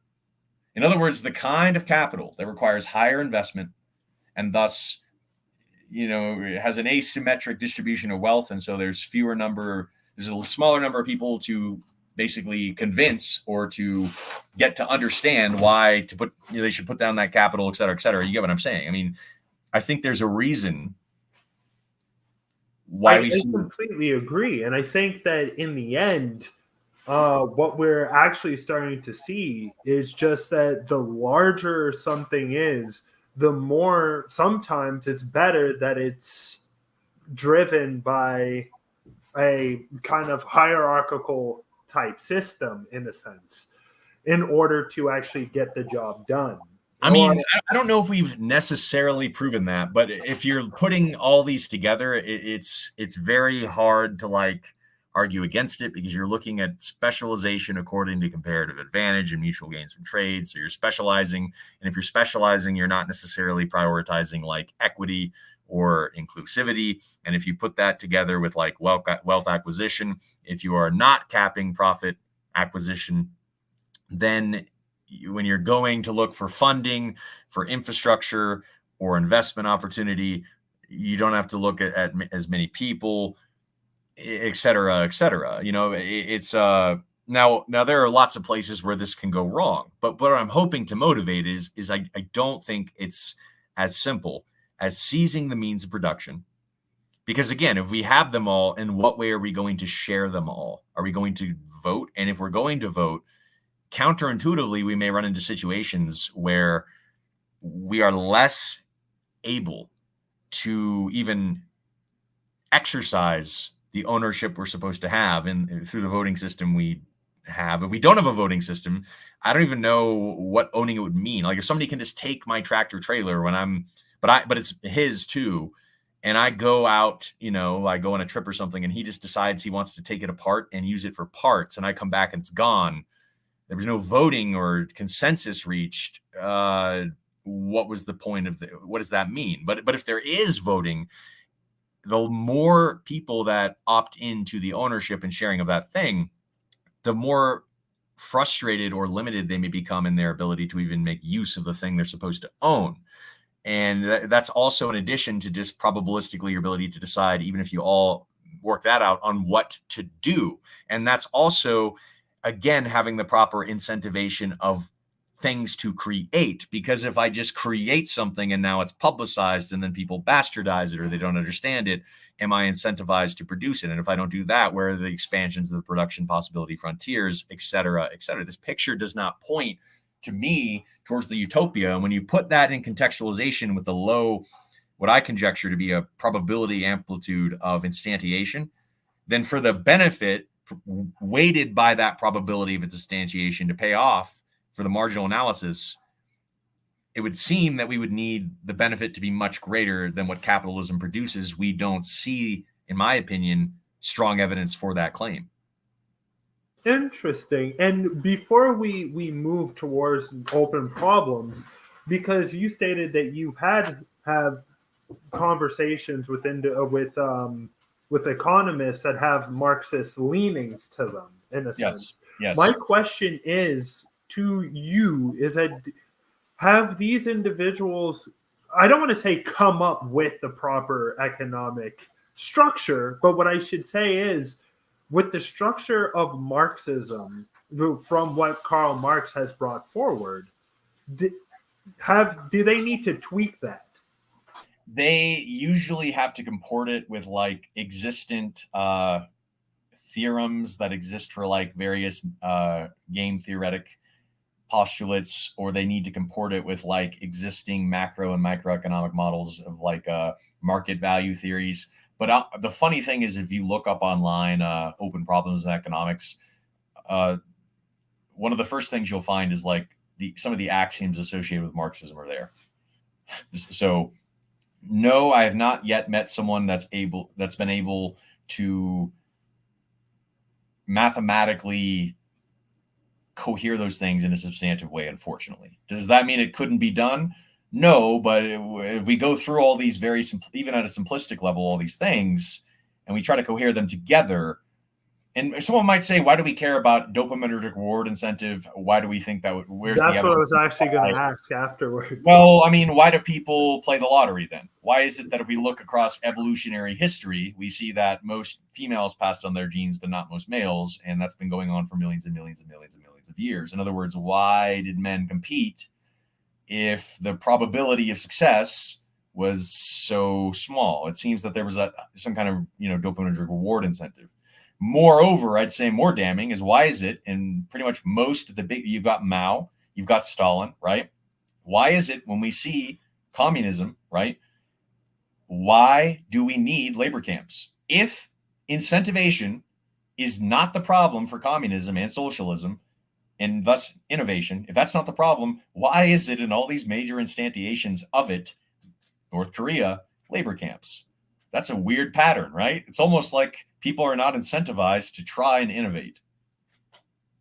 Exactly. Good. And that's not on a small scale. Those are millions and millions of people. And not only that, but you notice that the shortages that emerged and why they had to force, it wasn't just because of lack of incentive. It was also because they couldn't even meet the demand through the supply.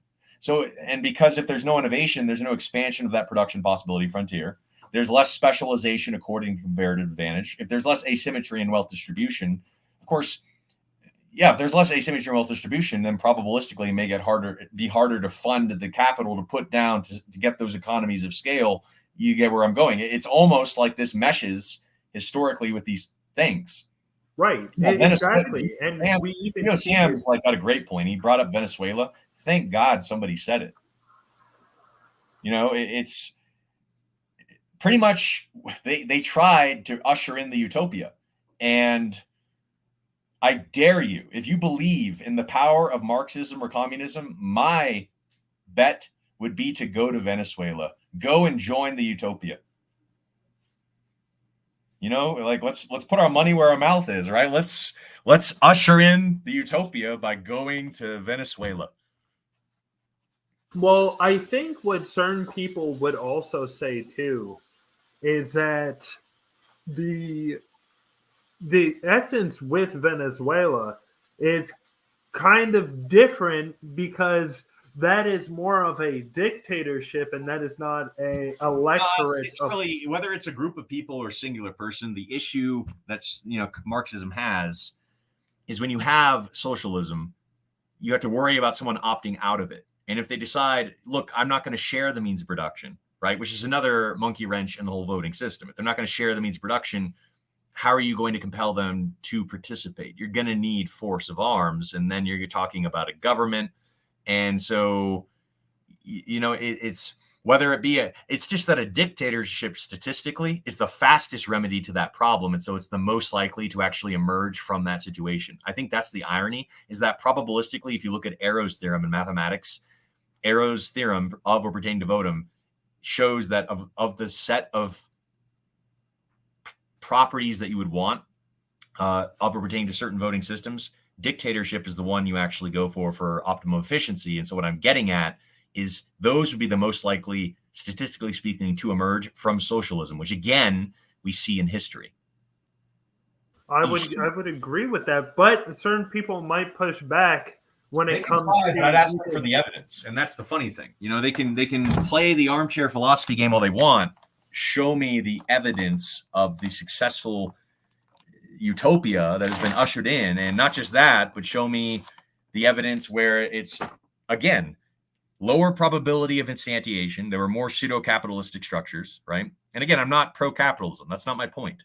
Okay, I think thinking in terms of pro-capitalism, pro-communism, et cetera, I think that's too simplistic. What I'm saying is if we're gonna pick a camp and it's less likely to instantiate, then the marginal analysis, if you're looking at it that way, is going to require a higher payoff to justify that lower probability of success or just instantiation materially. And so where's the payoff? Where do we have the evidence? Because all the biggest productive outcomes we observe that we can measure, however we define, an output to be, they come from pseudo-capitalistic markets. I would completely agree with that.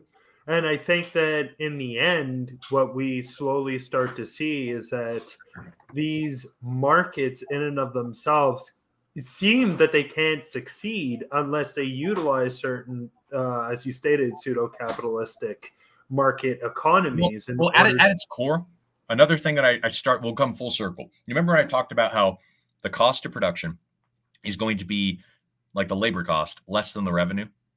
Now you'd point to profit, but you notice that if you're charging for natural resources, that's already true because you have natural resources plus labor costs. So revenue is already going to, independent of profit margin, be greater than labor cost, which means it's already the case that workers cannot afford in the time they produce it, the thing or the product or service they produce, which means profit may exacerbate that, per se if it does. But again, you've got to mesh that with all the scaling and the counterintuitive asymmetric implications of infrastructure that can be put down, scaling up to economies of scale, et cetera, specialization according to comparative advantage, innovation and the emergence of expansion of production possibility frontiers, et cetera, with that to show that it mathematically actually works out that way. Because ushering in communism or socialism doesn't actually change that. It just, at the very best, it doesn't accelerate it, but it doesn't change that phenomenon that the revenue will be greater than the labor cost over the unit time for which the labor is defined. Absolutely. So, but the one thing that we can say, because I think we've put a pretty good nail into the communistic, socialistic, and Marxist. I mean, I would not be surprised if there will be people in the comments writing all kinds of stuff, but at the end of the day, they're going to have to address every single one of those things, meaning it's a pretty tall order. You know what I'm saying? Agreed. And especially if you then say, okay, in a counterfactual hypothetical, this and that and that and this, and then it's like, okay, where's the material instantiation of the counterfactual hypothetical in history? Right. Exactly. Because if the argument is it's not allowed to happen, and that's why it hasn't occurred, that how does it then not only not occur in future, but destabilize upon instantiation? Right. You still have an uphill battle. It's just. It's my God, I need to sneeze, but my body doesn't want to do it. And do you think I did a pretty good job of being like real simple and doing it really slow for people?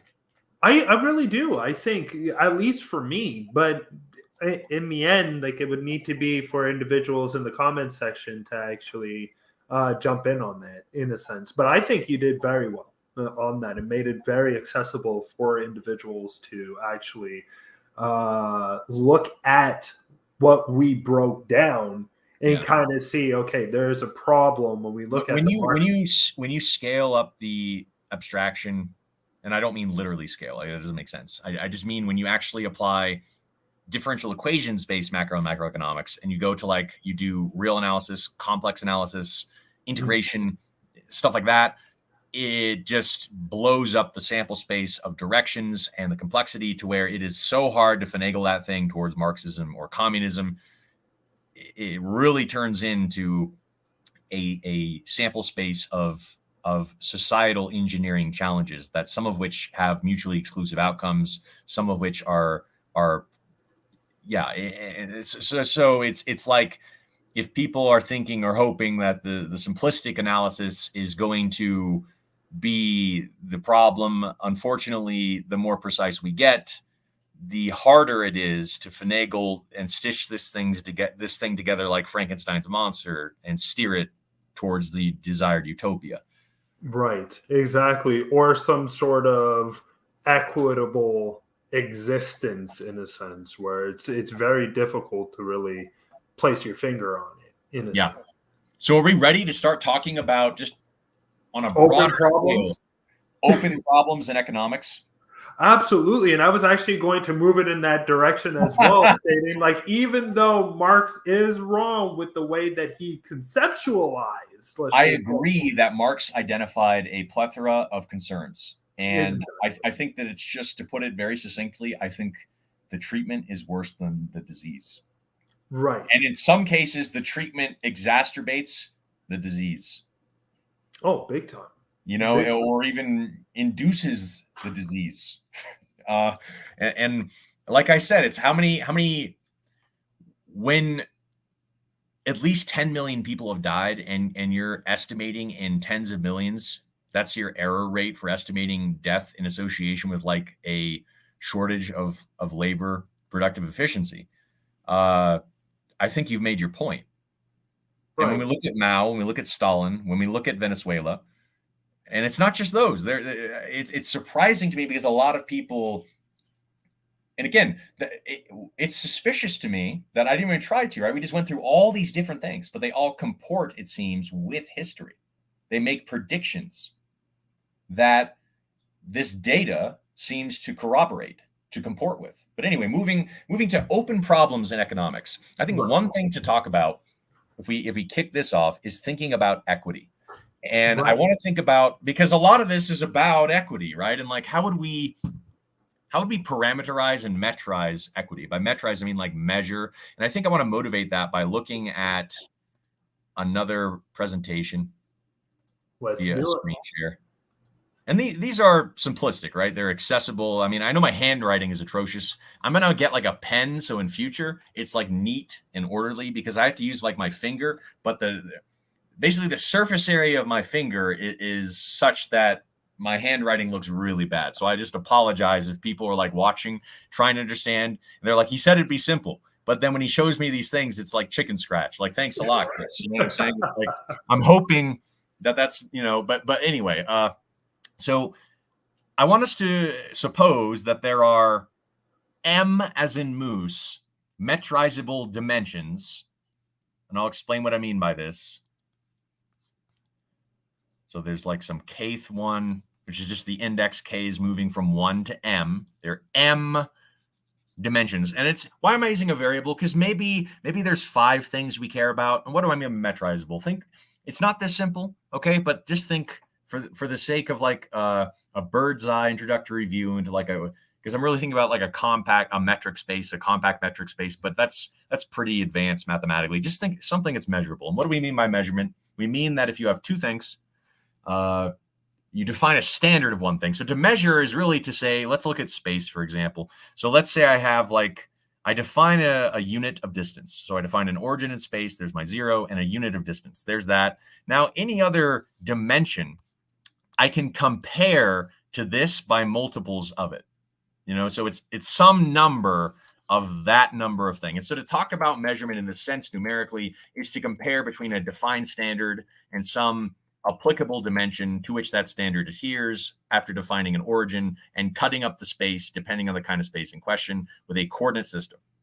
And we're saying that suppose that there are n, or in this case m, as in moose, axes along which we may measure things that would be relevant to like states of well-being. So maybe it's heart rate, blood pressure, kilocaloric consumption, resting heart rate, numbers of hours of sleep per unit time, average, or just per day, et cetera, et cetera. There could be an arbitrary number. So let's just say there are m of them. And let's suppose that they're measurable. Because if we're trying to base equity around something as nebulous as, we can't measure it, we're already going to have trouble. You know what I'm saying? Because this is, and again, what's behind all this? I'm pulling the economics with us now. So we have to think of and worry about voting systems. I didn't even dive that deep into Arrow's impossibility theorem as it pertains to voting and how voting outcomes may or may not comport with the desired representation that vote should have. Good night. Good night, Gio. But in any case, if we have m of them, okay, let's say that there are n people. So there's a person 1, person I. It's just a different index because maybe the k and I aren't indexed at the same value, so I'm naming them differently. And person, we'll say n people, m parameters. Okay, what am I doing here? So for any ith person, let's define, I'll explain what a vector is in a second, but a vector v sub I. So this is indexed to the person. So if it's person 1, this would be vector 1, okay? Okay. I'll explain the notation in a little, but this arrow, I'll explain what it means in a little. Then they'll have components v1, which is going to be this value. v2, and we're naming it particular to the person because you get the idea. They're going to have these components. So v sub k, because there are m of them, v sub m. So every person has a corresponding vector that will basically allow us to measure various parameters we may consider useful in determining states of well-being, states of equity, value claims, et cetera, et cetera. We could then cohere with notions of supply and demand, scarcity, production possibility, frontier, mutual gains from trade via specialization according to comparative advantage. But you'll see where I'm going with this. Okay, so again, we're motivating a potential open problem in economics as it may or may not pertain to equity. So what am I doing here? So I'll give you a two-dimensional example because let's say instead of M dimensions, there's just two so we can visualize. So let's say this is like blood pressure. Okay. Let's say this is like heart rate, right? We probably don't want a heart rate of 500 beats per minute or something like that. It's probably not a good idea. And we probably don't want systolic blood pressure of like 300. This is not a good idea, right? So there's going to be a set of ranges depending on a repository of factors that we could predict would correlate with health, right? And we would plot those. Right. But maybe they're scattered in a way that some people should be over here based on body type. Some people should be over here. These are just points. Now, how am I associating these plots of like where we'd want to be? And, like maybe we'll want to be, some people want to be there. Some people may want to be here. You get the idea. Okay. How does this relate to the idea of the vector I just defined? So we're thinking two dimensions. So if there's a person like person one, then the idea is we define a position vector, which is corresponding to a point in space. So let's say here's my systolic blood pressure and here's my heart rate. And let's say this person, when we sit them down and measure what they have, we get this right here. Some value of like blood pressure is systolic is, let's say, 120, which is pretty decent. And let's say heart rate is like, this will be, let's say, resting heart rate of 60, right?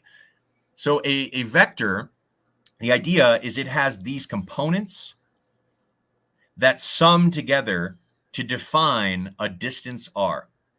Okay? Interesting. And so these components, it has components 60 and it has 120. So this is the y component, this is the x component, and together the Euclidean distance metric defined on this two-dimensional vector space, okay, is like a magnitude, if you will. So I would take the square root of 120 squared plus 60 squared. That's going to be the magnitude of person one's vector. The arrow is because then the idea is with this point, there exists a corresponding position vector, meaning I move the arrow there. The length of this arrow, that's this, the r, the radius, that's the amount, and the direction is like where the arrow is pointing. And so for any space, there's a position for any pointed space, there's a corresponding position vector aligned with that point in space, right? That's the idea. I mean, I'm not formalizing it because I don't want people to get completely lost, but the idea then is so any person has an m-dimensional position vector. I'll just keep it two-dimensional, keep it simple. There could be m of them, but here's the idea then is we have this blood pressure, we have heart rate, and let's say that there are sets of clusters we want to be close to. Let's say here, and let's say here. It's kind of hard to dot with just my finger. Those are clear enough, right?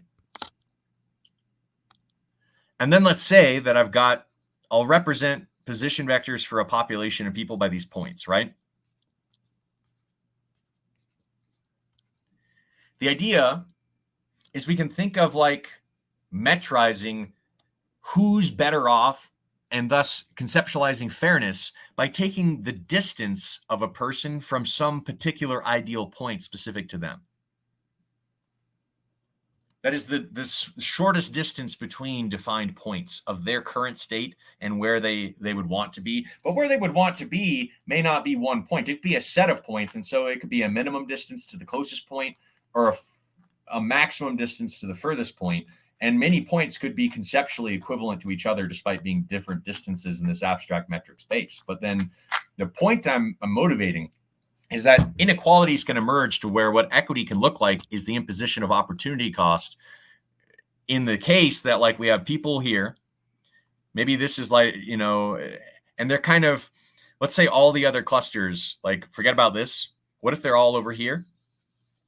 And so this subset of people are kind of maybe over here are just isolated in lieu of inequalities exist that emerge just from like their neuroanatomy, their physiology, et cetera, et cetera. Interesting. So what you're stating is that when people are looking for equity in and of itself could be very could have a very ways of looking at what equity could be for each individual. And it's really to illustrate in this example, we're doing a crude attempt at just metrizing something, because obviously, like, what would define these preferred or ideal convergence points, who says, et cetera, et cetera. Even if we allow for tons of possible options, is it the mean distance from a population to assess the overall population? Do we define equity by the greatest distance? That is, we take the greatest distance from a population, even if it's only one person. Is it the mode distance? Is it the median distance in this abstract vector space, et cetera, et cetera?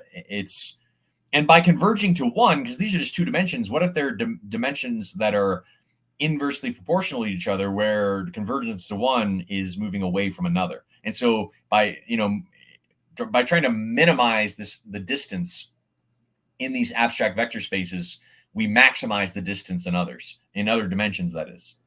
Interesting. Okay. Right. Yeah. And this is the problem, because even if, this assumes that all the underlying infrastructure of our theories, our theories of economics, et cetera, our mathematics are sufficiently well defined that we don't. So we're assuming all of that is coherent, and we're just looking at, even if we had a system by which we could parameterize, metrize this. Yeah, it is going to be very difficult to actually try to hit on something that is quote unquote equitable for the majority of people. It's like, which do we like prioritize? The mode, the median? Do we define equity as the furthest set of people out? What happened? And it's like, also, how do we have a dimensional equivalency or conceptual equivalence of like different dimensions as being comparable states of well-being or preference? It's you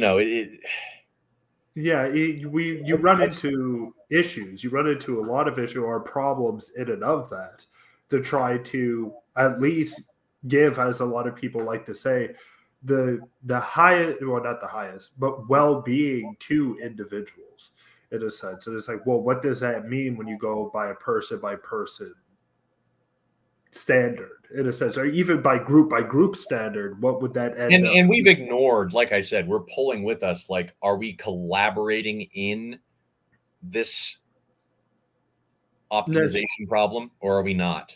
Because the mathematical optimization associated with equity may not be maximized or optimized, as it were, through a collaborative effort. Huh. So, but then after, towards a certain extent, it might, an emphasis on might, but it might actually, I wouldn't say hinder, but it would say kind of muddy the waters, in a sense, in order to actually try to, or not try to achieve it, but even through achieving it, or through the emphasis of trying to achieve it, you muddy the waters more and make things more inequitable, in a sense. It can have counterintuitive implications. So that's one thing I just wanted to motivate. And there are plenty of ways you could metrize it. That's another thing. And define it, to make it emphatically clear, none of the concepts that we've discussed, the way we've discussed them, are technically correct. In making these concepts more accessible, we are significantly diminishing the specificity and precision with which we can analyze them. And for us to, the video is already long enough. If we were going to be thorough and precise, a proof demonstrating even a trivial mathematical implication can be pretty lengthy. So yes, it's not to say that people can't stand on or ruminate upon these presuppositions, but rather that the real conversation would be a very, very long conversation. So, and that of course is true for what I've motivated here as well. But so another issue and an open problem in economics, and this is kind of something that isn't discussed that often, is if we think about price quantity equilibrium in emergent supply and demand markets. Okay, there's a weird phenomenon where if you buy a candy bar for $5 and I ask you for the candy bar for that price, statistically, people are less likely to sell that for the same price. Interesting. And Yeah. there are conjectures for why this phenomenon occurs. Some people could argue that you are effectively acting from the supply side now, and so, but that's the weird thing about that, though, is that if the market convergence hasn't changed significantly, then there's kind of an emergent microeconomics from the macro in the sense, because you're not, you get what I'm saying? It's weird because it's like you would try to say that you're on the supply side, but you're not really comporting with the larger scale of the supply side Right. market price quantity equilibrium, because if the price quantity equilibrium is more or less $5 and let's say you're like, no, I'm not going to give it back, I'll do it for $6. It's statistically, people are less likely to exchange the thing for the market value after they've made the exchange the first time. And Right. it's not well understood why this phenomenon occurs. It's not well explained. That doesn't mean there aren't competing theories, but it is one of many open questions in economics. Interesting. So the question is that once somebody buys a said product and wishes to resell that said product, sometimes they wish to sell it on the market for a higher price value than what they got it for in the first place. It's statistically less likely that someone who has purchased something at a quantity supply equilibrium will do so again at the same price quantity equilibrium. It doesn't mean it won't happen. It just means the probability amplitude of its occurrence is low. And it's strange because then it's like this starts to throw a monkey wrench then and motivate another open problem. Is this like, how does price macroscopically emerge, but also like, which is it endogenic or not? Huh. Interesting. And endogenic, I assume you know what that means, right? Endogenic. Endogeneity is basically saying, does it come from within? Yeah. Good point. But in the end, it is very difficult, the way that you're stating, to show if it is or if it isn't. Yeah. It's extremely complicated in that sense. And it's not, it's really, like I said, you can try to use like game theoretic, but then why is the game theory that because the game theory can be contextualized with the macroscopic emergent market, but it doesn't statistically always necessarily comport in a way that lends itself to drawing mathematical implication in the way that we would like to posit theorems. And so it makes it very difficult to, from that, build very powerful theories, powerful in their predictive capabilities specifically. Right. No, it makes sense. It makes sense. And henceforth, there's a lot of ambiguity within that. And hence, there's no real direction where the economy could go because you have these two competing economic structures in a sense. Or maybe not competing, but these two different economic structures working in tandem or working alongside with each other. It is kind of, if I'm understanding it correctly. I mean, I don't know if calling it an economic structure means that it's turtles all the way through and turtles all the way down, or if that's just more of a label that we've placed and not a literal ontologically existent unific thing that is. Okay. If we assume an emergent ontology, like because and this is where it's like,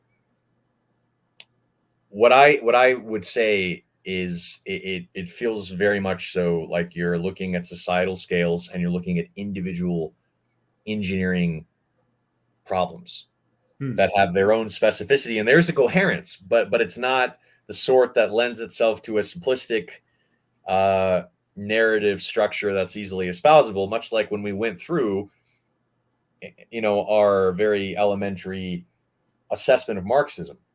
Right. It didn't paint a simplistic, easily espousable picture, but at the same time, there's kind of a demolition in that exploration Right. without even the intent of the demolition per se. Right. Okay. Okay. Huh. Interesting. And many structures in economics right now, they're kind of like, in a sense, on stilts. They're not deeply grounded in strong theorems that allow us to. That doesn't mean they can't be, and there are ongoing efforts to do so. Right. But I predict that in time, through interdisciplinary coherence, especially with other fields that may change.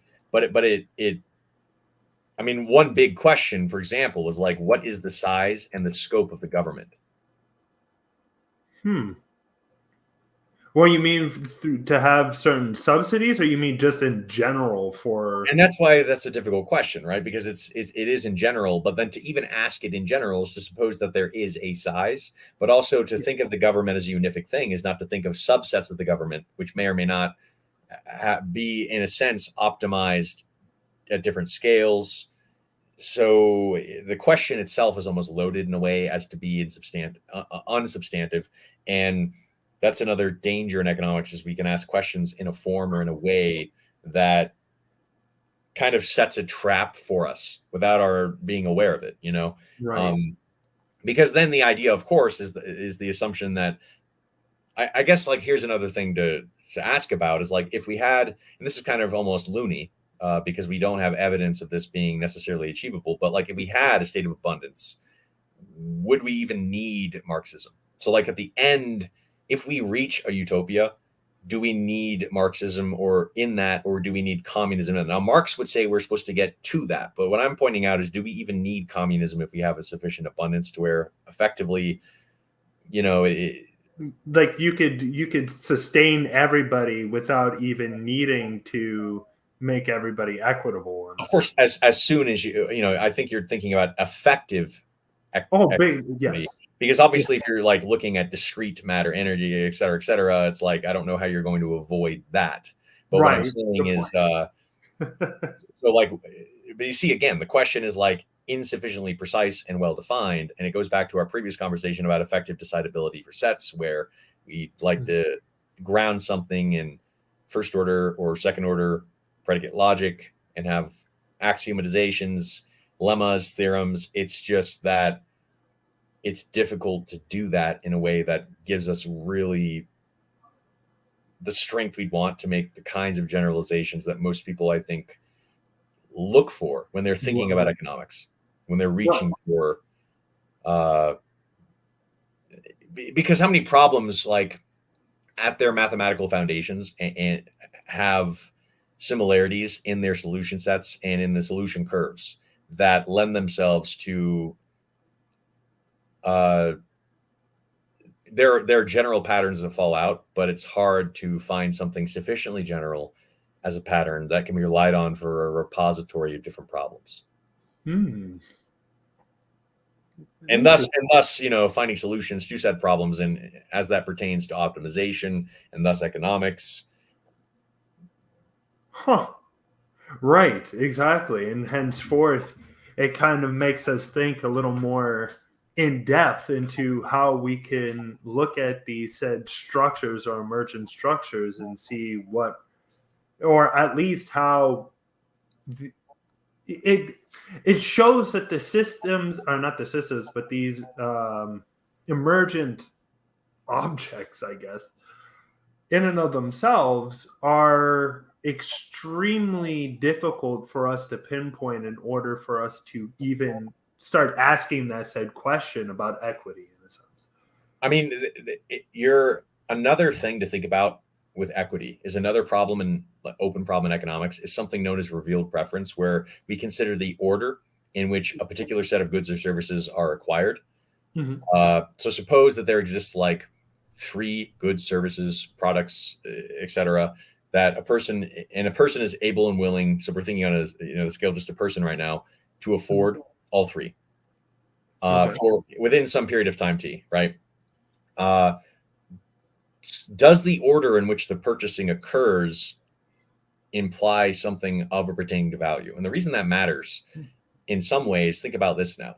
As we let the interval of time increase, then it's like, what I'm saying is, if you look at each partition, each tick of a paycheck, does the order in which people acquire goods imply the degree of value a person, or the priority of the good or services acquisition? And that is something contentiously debated, and an open problem. So in other words, does A being before C before B, or not just in order, but also perhaps if you can afford all three, but A is slightly more expensive than B, slightly more expensive than C, either in order or in the price quantity equilibria for those emergent markets, does that imply consumer preference? And that's obviously a substantive question, or those are substantive questions, because then if we're trying to use predictive algorithms to better optimize consumer demand, we'd like to answer consumer preference based questions like that, which are difficult to answer. Right. So does your picking A before B, or does your paying slightly more before A, for A than B, imply some kind of consumer preference for A versus B? And can we make a material mathematical implication about that? That's an open problem in economics. Wow. It's an issue, because then if we're looking at shared means of production, and we're thinking in a communist state, is the order in which we share things, or our participate? Because the issue is, we can't literally share all things at once. We are scared. We are limited even our ability to participate in the communist or socialist regime we would try to instantiate. Oh, absolutely. But the order in which we would have that participation, because here's the thing now, most people think of voting as like a static thing, but if there's order in voting, then if we're all voting at different times across different things, and we're not necessarily voting for all things, could we vote too late or too soon? And could, when we vote, even affect what we vote for? As new, like, do we have limited options of what is allowed? Who decides? Or can we just add an option? And so how would consumer preference play out there? And just like how you stated before too, do you even understand what the product is, in a sense? So you could be opting for something without really realizing the consequence of that said product that you're investing in. Yeah. And I think, like, in terms of logistics, some of the challenges that await us of pertaining to economics were kind of motivated in our previous conversation, where it's like, if we're in different gravity fields, and so we have different space-time dilations, how do we reconcile the discrepancies in space-time dilation, and thus in labor hours and pay rates, et cetera, if we ever achieve interplanetary or interstellar travel? How does the economy scale there?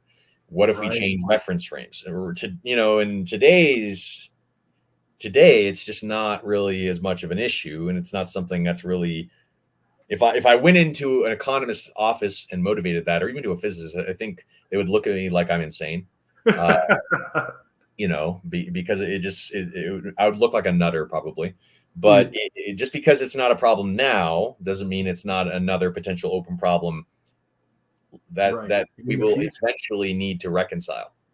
Oh, absolutely. And I think that's the one thing. Assuming we reach interplanetary or interstellar travel, and they're sufficiently. That's it. Yeah. But that's the thing, though, is that mostly I think economies in and of themselves are also adaptive to the new environments that they are shown in this, or not shown is wrong, but the new environments that they have to adapt in. And I think one of the very interesting things about economies, and they're kind of like, they're not organic, but I mean, it's very interesting to see how they kind of have almost the same exact what's the word I'm looking for right now, sweet Lord? I don't want to say consistency, because it's not consistency, but their metabolic rate, in a sense, seems to be relatively the same to organic things, or organic beings, I should say, not things, but beings in and of themselves. And the economy seems to be very it's able to when it encounters a problem, or at least the thing that I've seen is that when it encounters a problem or a new environment, it's very quickly to adapt to that new environment, just like how hominids have been very adaptable to the Well, it's complicated because you're implicitly asking whether like economies have a direction, and we talked about circular flow, but we didn't obviously flesh it out to its breadth and depth because we're trying to look at accessibility. But if you're looking at something emergent like that, you're really looking at like emergent relations and information systems, and you're looking at you're looking at abstract vector spaces with like differential calculus. It becomes very complicated, but it's like if our economy is rudderless or not. It is one right. It's like, is it like evolution where a direction can be functionally, for the sake of classificatory purposes, put over as a mesh through which to interpret, right? Because look at something evolutionarily speaking, and saying from a functionalist perspective isn't to say that there's a ontologically existent thing that is the function of the adaptation, but rather absolutely that because its emergence often depended or turned on the set environment, the ability to do something. Absolutely. You can interpret it as a functional relation insofar as the doing of the thing is concerned for classificatory purposes. And in the same sense, is the economy the kind of thing, macro or micro, so a economy, I should say, that, or if it's generalized like conceptual, the concept of economy, as it instantiates in our universe, if you can generalize it in that way, is it rudderless or not? And is it just that we have a functional perspective? Interesting. That's something that I didn't. Well, it's an important question, because if it's rudderless, then what do you mean steer the economy? Right, because then there isn't any steering. It just fluctuates through. And we have to find ways to just kind of work with it, very much like evolution, where we're not in control per se, but that doesn't mean we're beholden to or helpless in the face of it. It's a weird, you know what I'm saying? It's if the economy is rudderless in that sense, then because the whole reason that I was motivating earlier with Marxism, game theoretic dopaminergic implications as they pertain to studies of or pertaining to early modern hominid behavior, chimpanzees, bonobos, dopaminergic reward incentive, serotonin modulation, et cetera, is really to draw parallels in the probability amplitude of the instantiation of these phenomena, and the parallelism between that and evolutionary phenomena, and how, again, it may be rudderless. And so that would be an open question, and it'd be an important question in the sense of like, not only how you would interact with it, like, if you would take a functionalist perspective, right? But also just like, would questions then of how do we steer the economy make sense? That'd be like asking, how do we direct evolution? There's a way in which that makes sense, and there's a way in which that does not make sense. Absolutely. And I think that is one thing that, because towards a certain extent, when you're looking at evolution in and of itself, through its own, not structure, but through the way that evolution occurs, it's through the environment and how that particular thing adapts and adjusts, and, as you said, work within that environment. But at the same time, there is through can't believe I'm forgetting this term right now, through a way of directing evolution, kind of like how we did with dogs in a sense, or how we did with well, but it's weird because a lot of those, they're pseudo species typical. Like we have folding of ears, which is a phenotypic expression of certain species or breeds of dog. Right. And so there is a sense in which we can direct evolution. But what I mean is, like, when you look at all the different sets of adaptations and how they may not necessarily all comport or point in the same direction, are we just saying there's direction by looking at a subset of them and seeing how they map in a permuted order of states and defining that to be the orientation, when if we looked at a different subset of adaptations, we would not see that relationship. And so it's kind of like, are we just playing a classificatory game of labeling and defining subsets of the sets of all emergent adaptations? And that's only looking at natural selection, right? There's sexual selection pressures. It's very, yeah. Well, for we know, the order is also just like right down to asymmetry associated with orientation of parameterization that we would call time. Right. Thermal dynamics apart from time crystals, right? It's just yeah, no, that's true. But the thing that I was trying to ruminate on is more like, could economies relatively, or could microeconomies relatively be that, where microeconomies can be directed or quasi-directed, but until you get to the macro scale, which is much more. I mean, it's going to be difficult because there are just some things, even at a micro scale, that are going to, they may be in opposition to each other in such a way that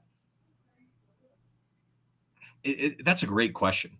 But even at a small scale economies, I mean, think about the billions of atoms in those systems. That is very true. Okay. Because it's unclear if the underlying thermodynamics is, et cetera, is giving the arrow of direction, or if it's the economic structure or system. Interesting. Okay, good point. Like economics at certain scales may not be a conceptually meaningful thing, but what I'm saying is like just the system in and of itself, or at least the entity. Well, I don't want to use entity, but the wordage, I guess, or the descriptor of what we utilize our funds in, which is within the economy. The way that the way that you're stating is that there's still a lot of players within these microeconomies just to begin with. So in a sense, it still might not be directed. Like maybe it might be easier, but it still doesn't mean that they are all, our microeconomies can be physically directed in a certain direction. Because, well, it's sort of like a question of like, how would you know time is moving forwards or backwards at a sufficiently small scale where processes are more probabilistically likely to be less susceptible to thermal dynamics and the asymmetry emergent from it? So what I mean by that is, like, if you scale down small enough where there can be a pattern where A and then B occurs, right? But then B and then A occurs, can be such that they have a symmetry that makes it hard to distinguish a direction. Meaning, if you scale to certain sizes, would you be able to know which way time was flowing? And it seems that the ability to determine that flow, that orientation, whether existent or not, by the way, it could just be, for all we know, that's emergent from the system of equations we developed and the associated parameterization, et cetera, et cetera.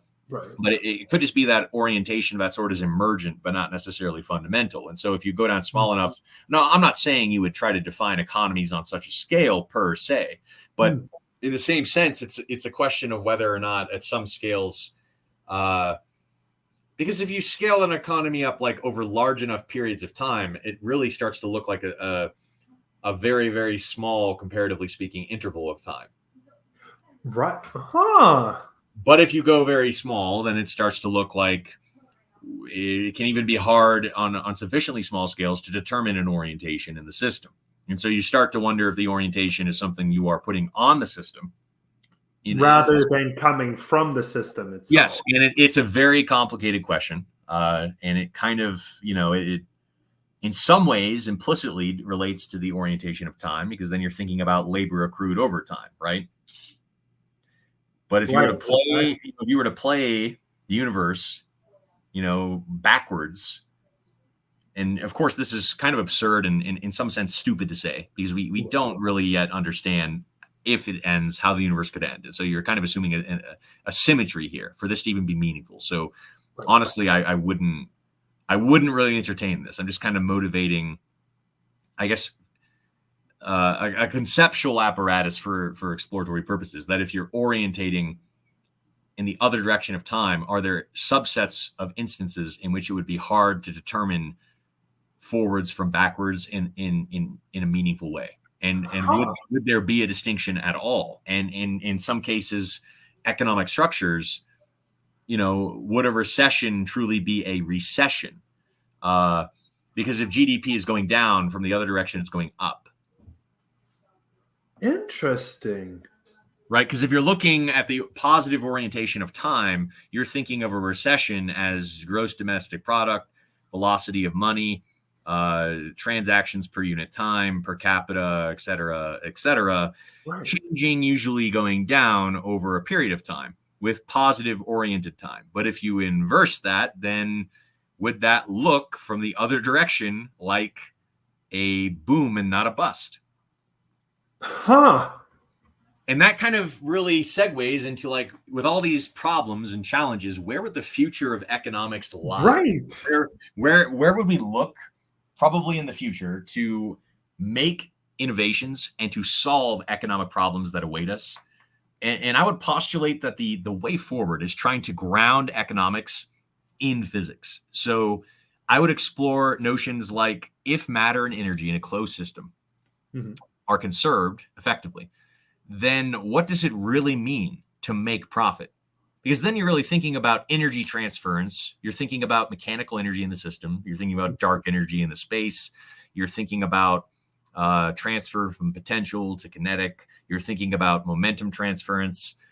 So what would it then also mean to do something in proportionality to where marginal cost is less than or equal to marginal benefit? What would that mean mechanically, physically in that system? And if you do that, you could almost try to better define economics. But it could bring, so I do believe that the future of economics is probably going to be an interdisciplinary endeavor in which economics is more rigorously grounded in emergent and applicable physics, meaning certain scales, et cetera, because if you explore some of the implications of matter and energy conservation, and it could almost be sort of like a pseudo ecological picture where we think of like tropic levels and we think of accruement of biomass, right? And how you have autotrophs, you have heterotrophs, the first layer of heterotrophs, then you have the secondary layer of heterotrophs. And because on average, energy acquisition is such that most of it goes to metabolic processes, and only about, it varies, but about 10% goes to actual tissue storage, then at every level of the biomass, you have a decrease in the existent biomass of potential stored energy. Because if I eat some amount A, so the first heterotrophic level, because A is like the autotropic level of biomass available energy, and I'm taking it, not all of my energy is coming from that biomass, but a lot of it, right? Because a lot of the energy is going to dissipate as heat, that is thermal energy, that means that I'm only getting a subset of that as cell storage. So then the existing biomass potential will be a subset of what I consume from A. And then, of course, the secondary, the predators of the first layer of heterotrophs are going to consume that, but they're going to dissipate thermal energy. And so they're going to have a subset of that. And so we see tropic levels and we see thermal energy dissipation through the system, finding food webs or food chains or energy pyramids, ecologically speaking. You can see how there's almost a pseudo economics to this, in the sense that there's an energy flow, there's an energy transfer, and then you can think of like emergent, applicable supply and demand functions between existent species in a biome. Yeah, but that sort of sounds more. I know the word in and of itself isn't the right usage, but it kind of sounds more of like a holistic way of looking at the economy in and of itself, kind of like you creating the right biome for the economy to thrive in. Or maybe I'm utilizing it the wrong way. Maybe the biome is emergent from the economy in and of itself. It's really hard to say, but I do believe that the future of economics and our abilities to concretize it and to solve problems will probably be rooted in grounding economics in an interdisciplinarily coherent way in physics and mathematics. That doesn't mean only those things, but because it may turn out that our capacity for mathematical predictive capability may not even lend itself to a satisfactory philosophical explanatory potentiality, where Interesting. we don't even necessarily, maybe the end goal isn't even necessarily to think in terms of an emergent supply and demand. For all we know, these may be emergent things and they're rudderless. And the rudderlessness kind of lends itself to whether or not we may or may not even need answers to certain pseudo-narraristic explanatory meshes to put over that phenomenon. Interesting. So what you or what, and please, if I am misquoting you, please let me know. But are you stating that the system of economies are not the, but are an economic system in and of itself can thereby, if rudderless, then kind of mold itself into some sort of how could I say it? Like a nouveau or an emergent new system?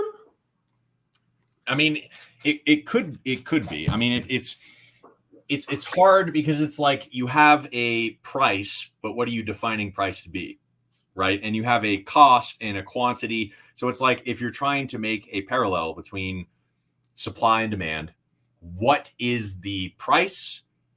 What is the quantity? Because we have an idea of like quantity, you know, but there's different things to quantify. There's mass, there's energy, there's velocity, there's acceleration, we have gravity fields, we have electromagnetic fields, we have various, you know what I'm saying? So it's like, what? And that's where it's, you know, I don't know, because it's like, you can look at energy transference, like I said, from an ecological perspective with energy pyramids and look at energy flow through a system. And you can think of that in a pseudo economic way, right? You can look at efficiency of energy retention, efficiency of energy transmission, efficiency of energy acquisition, and your systems of equations for optimization of energy acquisition, energy transmission, et cetera, sometimes parallel specialization according to comparative advantage, mutual gains from trade, marginal benefit, marginal cost. Even though there's no perceived consciousness on top of that, you could see, well, this is a very efficient thing that occurs and it parallels these conscious apparatuses you could put on top of it. But that doesn't necessarily mean somebody is steering it. But so if anything, the thing that because I think certain people might state that what might be suggested or what might be suggested, my apologies, is that allow the economy to be free in a sense and let it go through its own metamorphosis. Just well, like how I mean, I don't know about that. I mean, because there's a difference between it is and a not, and I'm not trying to say they're the same. But right. if a not exists, but you know, there are obvious instances historically where we have learned that we don't necessarily want to wait for the market to. I mean, case in point, the Great Depression was a lesson in understanding that the government can act as an external supply of money with, you know, borrower and loan incentivization via the supply of money and the interest rates on the loans to stimulate the economy, to help us in the troughs. Right. I see what you're saying. I mean, I'm not stating this is what you're saying. That's one thing that I don't want people to think is that, because I feel like that would be a value statement, right? Right, exactly. And what I was trying to ruminate on is that because even with ecology, for instance, even though that certain how could I say it, certain environments then bring forth certain evolutionary adaptations towards the come on, brain, you could do this, towards different species which are there, and of the plethora of different species that are within a said biome or within a said environment. But the thing that also comes to be is that those said species have a quote unquote limited freedom within that said biome in order to actually interact with that said environment. So for me, when I hear, sometimes, at least for me, is that allow the system in and of itself to kind of graph a I mean, I get what you're kind of, in a sense, pointing to implicit, and in some cases, like strong parallels between like ecological philosophies of pseudo laissez-faire with minimal regulatory oversight. right, You exactly. see that parallelism in ecological practices very often, but not always. You see instances where we have controlled forest fires, et cetera, et cetera. So it's like, because at the same time, the probability of like very, very optimized system emergence may, in some instances, not all, be lower than the probability of suboptimal instantiations in that subsystem or system. And so, like, that's why we don't necessarily wait around for a natural forest fire to purge, right? We sometimes have a controlled burn because of the efficiency associated with that. In fact, today, despite lumber camps, et cetera, and logging, we have more trees than we did almost 100 years ago, if not more than 100 years ago. There are more trees that exist today. Right, exactly. But that would be the thing, though, because I think the government, or certain governments, I should say all governments, but certain governments allow for individuals to plant trees from the trees that have been taken from that said environment or that said biome by the loggers and other things. So don't get me wrong, I'm not saying that that is the only reason. Yeah. But I guess to ground it, I mean, look at it this way: rather than a medium for currency, what we were actually exchanging, if we're going to reduce it to like the physics and chemistry, and I'm not saying this is like, I'm not necessarily pitching this, but I'm saying is like we could almost look at it like, if we set aside the abstractions of, and I'm not saying they're necessarily purely abstractions, just to be emphatically clear, but if we set aside the medium itself as a mesh over which the energy and matter transference is occurring, right? Then we're just looking at energy and matter transference. It almost is like a logistics exercise. But I mean, but logistics may not be the correct characterization, because that implies optimization. It's kind of contextualized in a pseudo-economic way. Interesting. So even though, because I do agree that in the long run, because already, just like how you stated, with the economy right now, utilizing certain efforts, sort of like or no, sorry, let me rephrase that.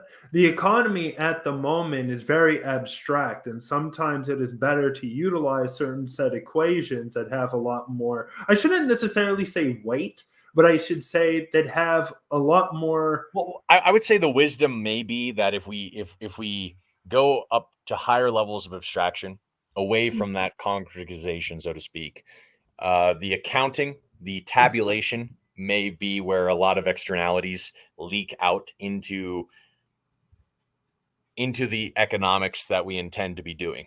And so there are many problems that emerge in modern economics are often externalities, and that may be minimized perhaps in grounding, like I said, economics down to doing, I mean, not, it's still going to be difficult, because even if you get down to the quantum scale, you're going to have indeterminacy, right? So it's like, it's not the saving grace or anything like that, but it may be an easier way in which to ground our ability to define and thus account for externalities if applicable.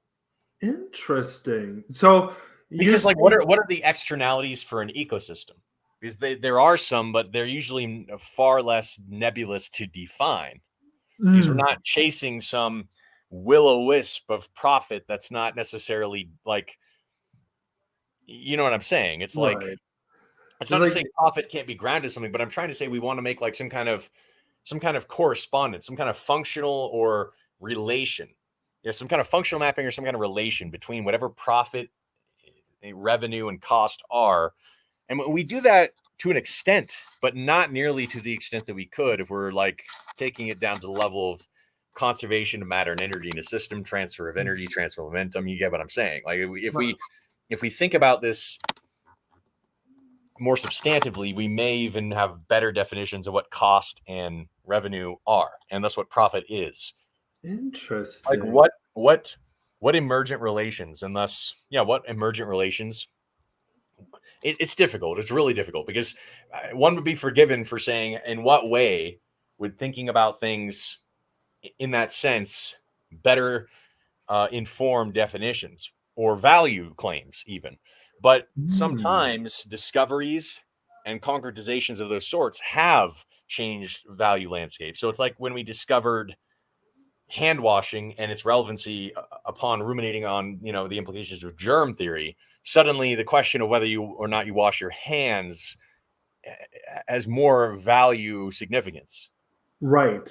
Compared to just looking at just washing your hands, but for no reason, in a sense. Well, maybe not for no reason, but like the ambiguous reasons given for washing your hands. Now you have a distinct reason for why you're doing so in the first place when you utilize germ theory. So yeah, I definitely see that, and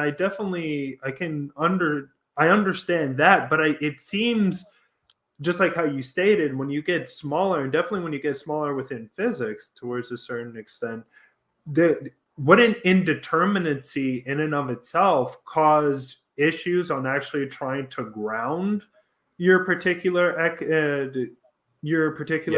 Yeah. Depending on how you define your externalities, your costs, your revenues, your profits, it could, and that could be another. It could give us more explanatory and predictive capability where it's no longer just like we completely lose track of the externality to where we can localize it to something. And I don't mean to imply per se locality, like in terms of like Bell's inequality. It's not what I mean by the word localize. Right. It would still give us something to grasp, to reach for in the nebulous river of information through which we sift in our search for steady stones to stand on. Interesting. No, because I think, because what you stated, I have because for me, the one thing that I see is that sometimes, and I've heard this, or I heard this postulated by certain individuals, where they say, there's nothing you can do, sit back and kind of ride the waves, in a sense, when it comes to the economy. There's just nothing. It's just weird because saying there's nothing you can do and then telling you to do something is kind of right. What's the point of the advice if it's going to happen anyway? Like, right. What does that mean? I completely agree, but at the same time, I think, and because through emergent processes, we went through trade to mercantilism to now capitalism to whatever future economic system can be emergent from this very system that we're utilizing right now. And the thing is, the reason how these emergent systems are, maybe not the full reason, but one of the reasons for these emergent systems in and of themselves is because individuals were thinking about what would happen underneath certain, or what would happen if we look at certain equations to the economy, or how to run things more efficiently. And I think that definitely looking at it in the way that you proposed is definitely something that should be looked at. I don't think, like, there are ideas that are out there that should be definitely veered from, but I think that ideas such as those that you have proposed should be something to look into and kind of dig deeper into those said equations, I think. I would conjecture that to really cohere these concepts meaningfully and substantively, I mean, like I said, pretty much everything that we've discussed in this, like if you tried to put it before a scientific journal or a mathematician, the terms are too nebulous, insufficiently precise, not well defined, not logically constructed correctly. But for the sake of having a practical, simplistic conversation that's accessible to the general public, we have to make those compromises, right? But the implication there is it would take a long time and it would be extremely complicated to do this. So that's why I'm looking to the future when I'm making this conjecture, because I really do think that is essentially what I would conjecture to be the future of the field of economics. And but I maybe if and when I have adequate, ample time, I'll try to set some foundations, to make some ripples, to set up future contributions from other people. But these are things that would be lifelong projects, and they would be collaborations between, hundreds, if not, hundreds and hundreds, if not thousands of academics. But I do believe that's the future. I think I would look at that and I would say that the future is based on the interrelationships between, okay, maybe not relationships, but interstudies between individuals of physics, of economics, of ecologists, and so on and so forth. And I think what would end up being the outcome is something like how you stated, grounded in something that we can really dig deeper into our said economies, and let alone can be something like currency has a token correspondence. But if we're going to look at, because we follow the currency token, and since there's token correspondence and material instantiation, we've already taken a few steps, but we could take it much further, is what I'm saying, where we could look at energy transference, etc. Meaning when we're exchanging that currency, what are the forces between entities for that exchange to occur? And what is the implication of energy transfer? Is there an orientation we can derive from profit acquisition for the system to behave in the way that macroscopically we can have this token emergence, transference, et cetera, and that would, like I said, there'd be a lifetime of studying and concretization to eventually found the field, or better solidify the field and coherent interdisciplinarily speaking. Right.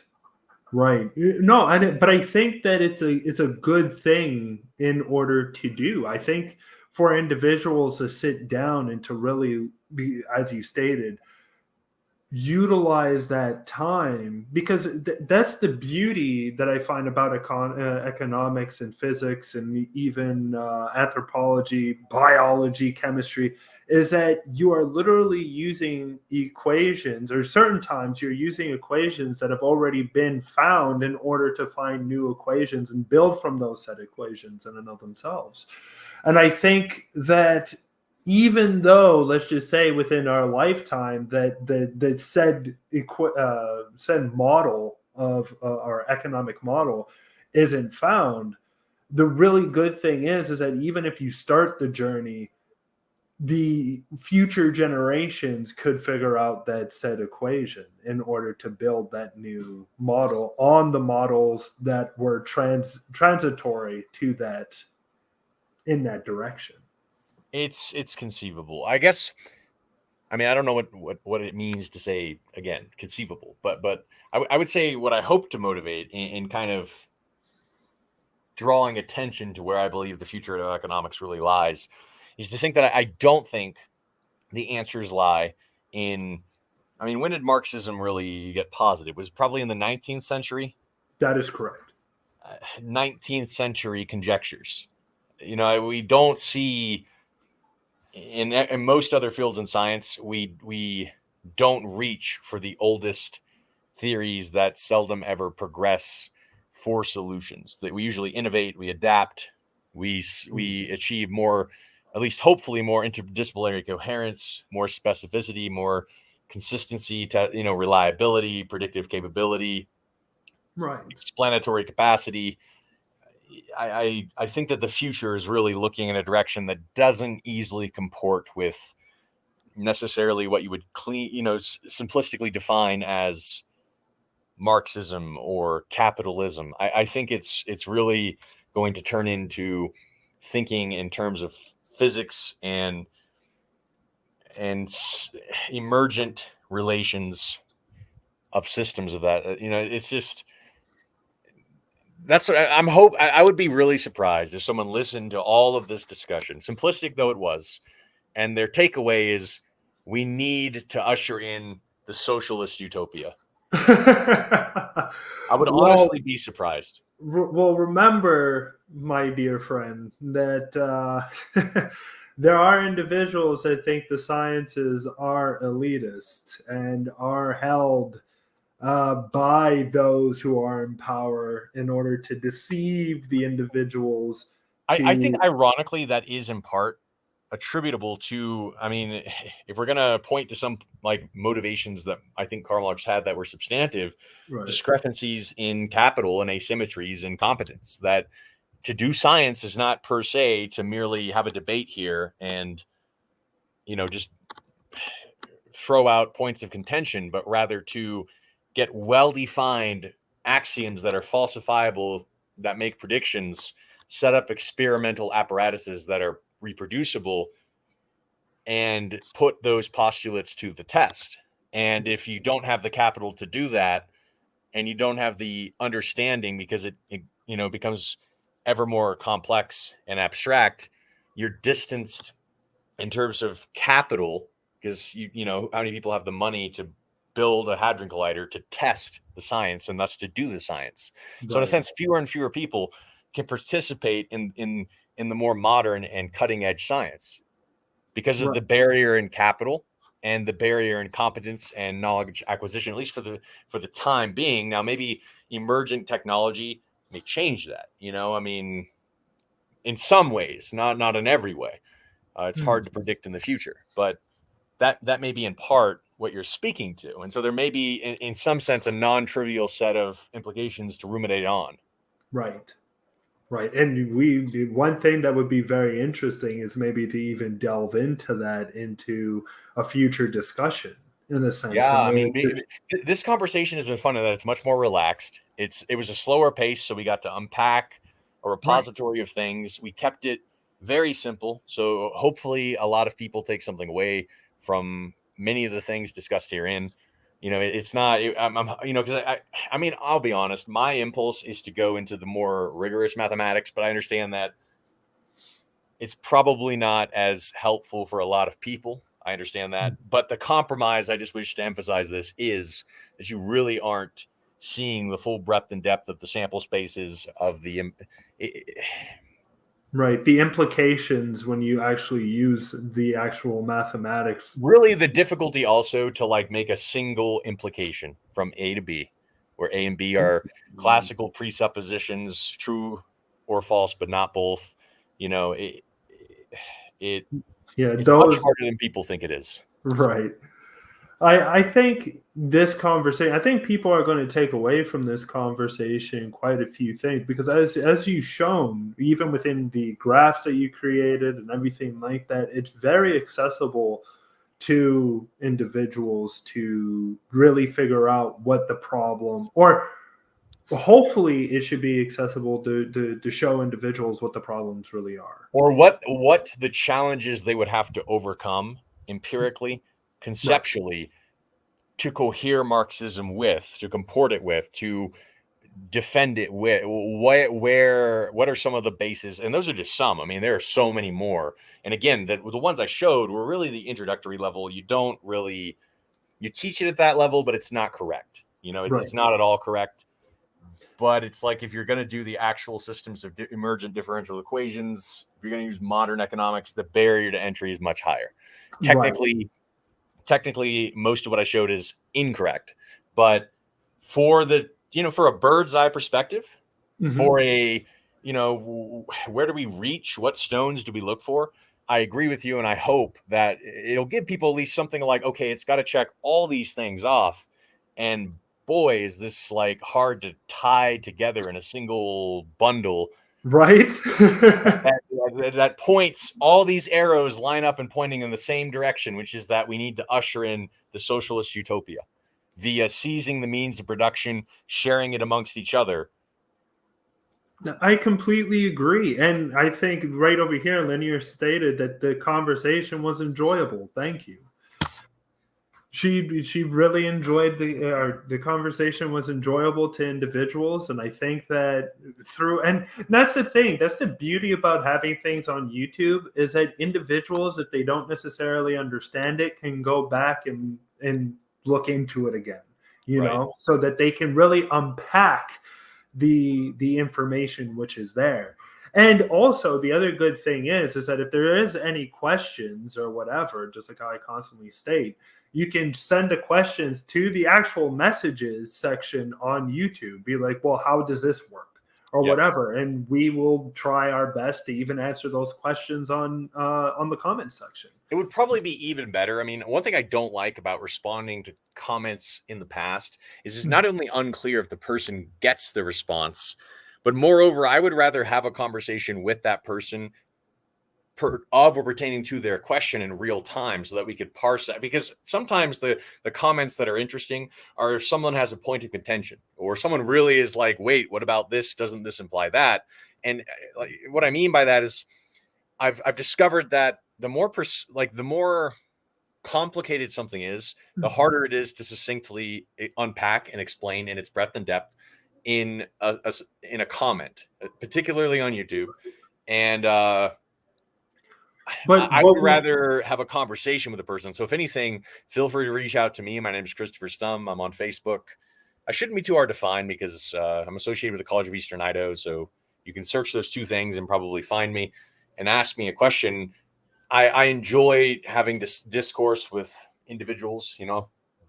It's just, I guess another thing is there are lots of studies at Stanford that seem to imply potentially that the medium through which we converse is in some cases the message, because it engages different subsets of the brain. And a lot of studies also seem to imply that when people read, particularly through social media or online applications, they tend to have an inflated sense of competence in their own ideas, and they tend to underestimate the competence or coherence of the conceptualizations of others. And that's what the studies at Stanford University and other universities have implied. And so it's like, I'm not even sure if they're good mediums through which to have Socratic, meaningful, authentic, productive discourse that's truly exploratory. So I actually prefer verbal conversation. Contact you in a sense. No, that makes sense. That makes sense. In real time also. I mean, obviously there are pros or cons. I'm not saying one is definitively better than the other. Right. But the one thing that I was also meaning by is that if individuals send their comments into the comment section below, then we can take those comments and make an actual like mini video or clip based on it, so that those individuals could then look at it and be like, oh, okay, thank you for answering our question. You know, if they wish to have their question answered. That's what I mean. So while we're having this, I also just don't pretend to be I don't pretend to be the person who is sufficiently enlightened to answer people's questions in any high degree of competence or comprehensiveness. You know, I would like to motivate questions, but I don't pretend to have definitive or substantive answers. So I don't want to put myself up on a platform. Come to me and seek enlightenment. And I'm not saying you're saying that, but I. No, but I mean, because sometimes the questions in and of themselves could have better way, or not better ways, but can help actually the both of us ruminate on. Yes, certain... to make it emphatically clear, I'm not motivating a point of contention. I'm not disagreeing. Oh, okay. I'm just I'm also adding, because I very often, and it's kind of strange if you've ever noticed, I kind of have like sinusoidal they're not like verbal stutters, but rather lapses or pauses in thinking, because I often, while I'm forming a thought, disagree with the structure and some of the implications and the generality of the thought I'm forming as I think I generate it, which of course is not in real time per se, because it takes time. Right. See, it just happened there. But so it may just be I don't know. No, I understand, but it's just that I know that certain individuals just to ask, because I think that's a really good statement in the end of the day, is the kind of like, I don't know, but like we can look at the question, see what it is, and after be like, let's have a discussion based on it. I mean, it doesn't need to have some sort of definitive answer or something like that, or this is the way it really is. Yeah, I didn't mean to imply that it had to necessarily have an answer, as much as I just want to make emphatically clear that that I don't presume to be the person with those answers, and I don't fundamentally know. Right. I like to motivate questions. That doesn't mean I'm not interested in the pursuit or acquisition of knowledge if possible. Right. No, makes sense. Absolutely. So it's at the 3-hour mark, or past the 3-hour mark. Yeah. I've really enjoyed this conversation with you. I really think that this was something that needed to be spoken about, in a sense, in order to show individuals that Marxism, not the way to go. At least for now, until there's some sort of model that can be utilized that can show that there is some sort of accessibility, to it, then we should try to steer clear of that and try to utilize our conceptions, in a sense, towards other means of thought, rather than just saying that we need to start this revolution right now, and then all of a sudden, we don't even know economically, and we just already spoke about that, and it showed that the Marxist system as it's formed now is not the way to go at all. So I think this video was definitely needed. Whether or not this has any substantive impact online, I mean, I'm understandably skeptical, but I will conjecture that in the vast potential sample space of solutions and problems, and not all problems may have solutions, and not all solutions may even be solutions, but the illusion of solutions. And for all we know, we have contrived definitions to define them in such a way that they are made solutions, even if they are not ontologically. You get what I'm saying. I would find it extremely difficult to keep reaching for, even in the breadth and depth of all the variants of Marxist theories that exist, for such a comparatively small sample space of solution sets or models. I conjecture that those that await us as we continue to strive for interdisciplinary coherence may be very different from what we expect. I would agree with that. And as you stated beforehand, the way to and this is figuratively what I'm about to say, but the way to look forward is not to look backwards, is through looking at what the set equations show us now, and then from there build up other models and other theories in order to develop the models that we have now, and in order for them to really flourish for future endeavors. But I find that too many people look to the past and hearken towards an idea that for that time might have made sense, but now is much more complex to actually utilize those said conceptions. So I'm not sure. And maybe that's a great way to end the video. Yeah, exactly. So everybody in the comment section, whoever's in the comment section, thank you for listening in and literally staying here for 3 hours and more in order to hear us just have this ultimate awesome conversation. Linear, also, thank you very much for throwing in your questions when you did, and please continue throwing those questions in, because that's what we really love here is questions. More questions, the merrier. At the same time, I do want to thank again our Patreon supporters, Linear and Tart, for really helping us do what we love to do, and that is create great content for you, the viewer, in order to help formulate or maybe even tickle your intuition to look at broader look at the broader narrative, or sometimes maybe even look at the smaller narrative at the same time. So it's all great, and I really love this conversation, and thank you all for being here and supporting us and helping us move forward, whatever that means literally, but in order to find new horizons. Christopher, before we end, is there any way, do you want to have your last thoughts on any matter? I am not sure. And that I suppose I would just conclude with that. I'm really fundamentally not sure. I mean, like when we say, the more questions, the better. I think about, are there opportunity cost impositions with increased question acquisition? I don't know. Understood. But the reason why I say more questions the better is because as long as other individuals are thinking and questioning, then for me, I think that we are doing our job. And they're not necessarily stuck in a mind frame that might be, how could I say it?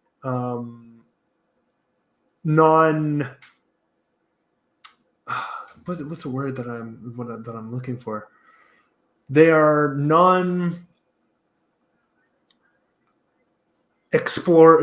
they wish not to explore the higher horizons which are out there. That's the way that I'm looking at it. If they I believe I understand. Yes. So that's why the more questions, the better, because in the end, I think that if we can help individuals see that there might be something that they might have not thought about beforehand, then I think that we've done our job in order to help at least individuals see that next, or maybe not next horizon, but I mean, just to see like, oh, maybe I shouldn't be as like hell-bent to die on this hill. I don't know. But I've enjoyed this conversation. And that you do know. No, I'm just kidding. Yeah. All right. Have a great night, everybody. And I will see you next weekend on the Atheist Uprising. Thank you all very much for coming through. And, bye.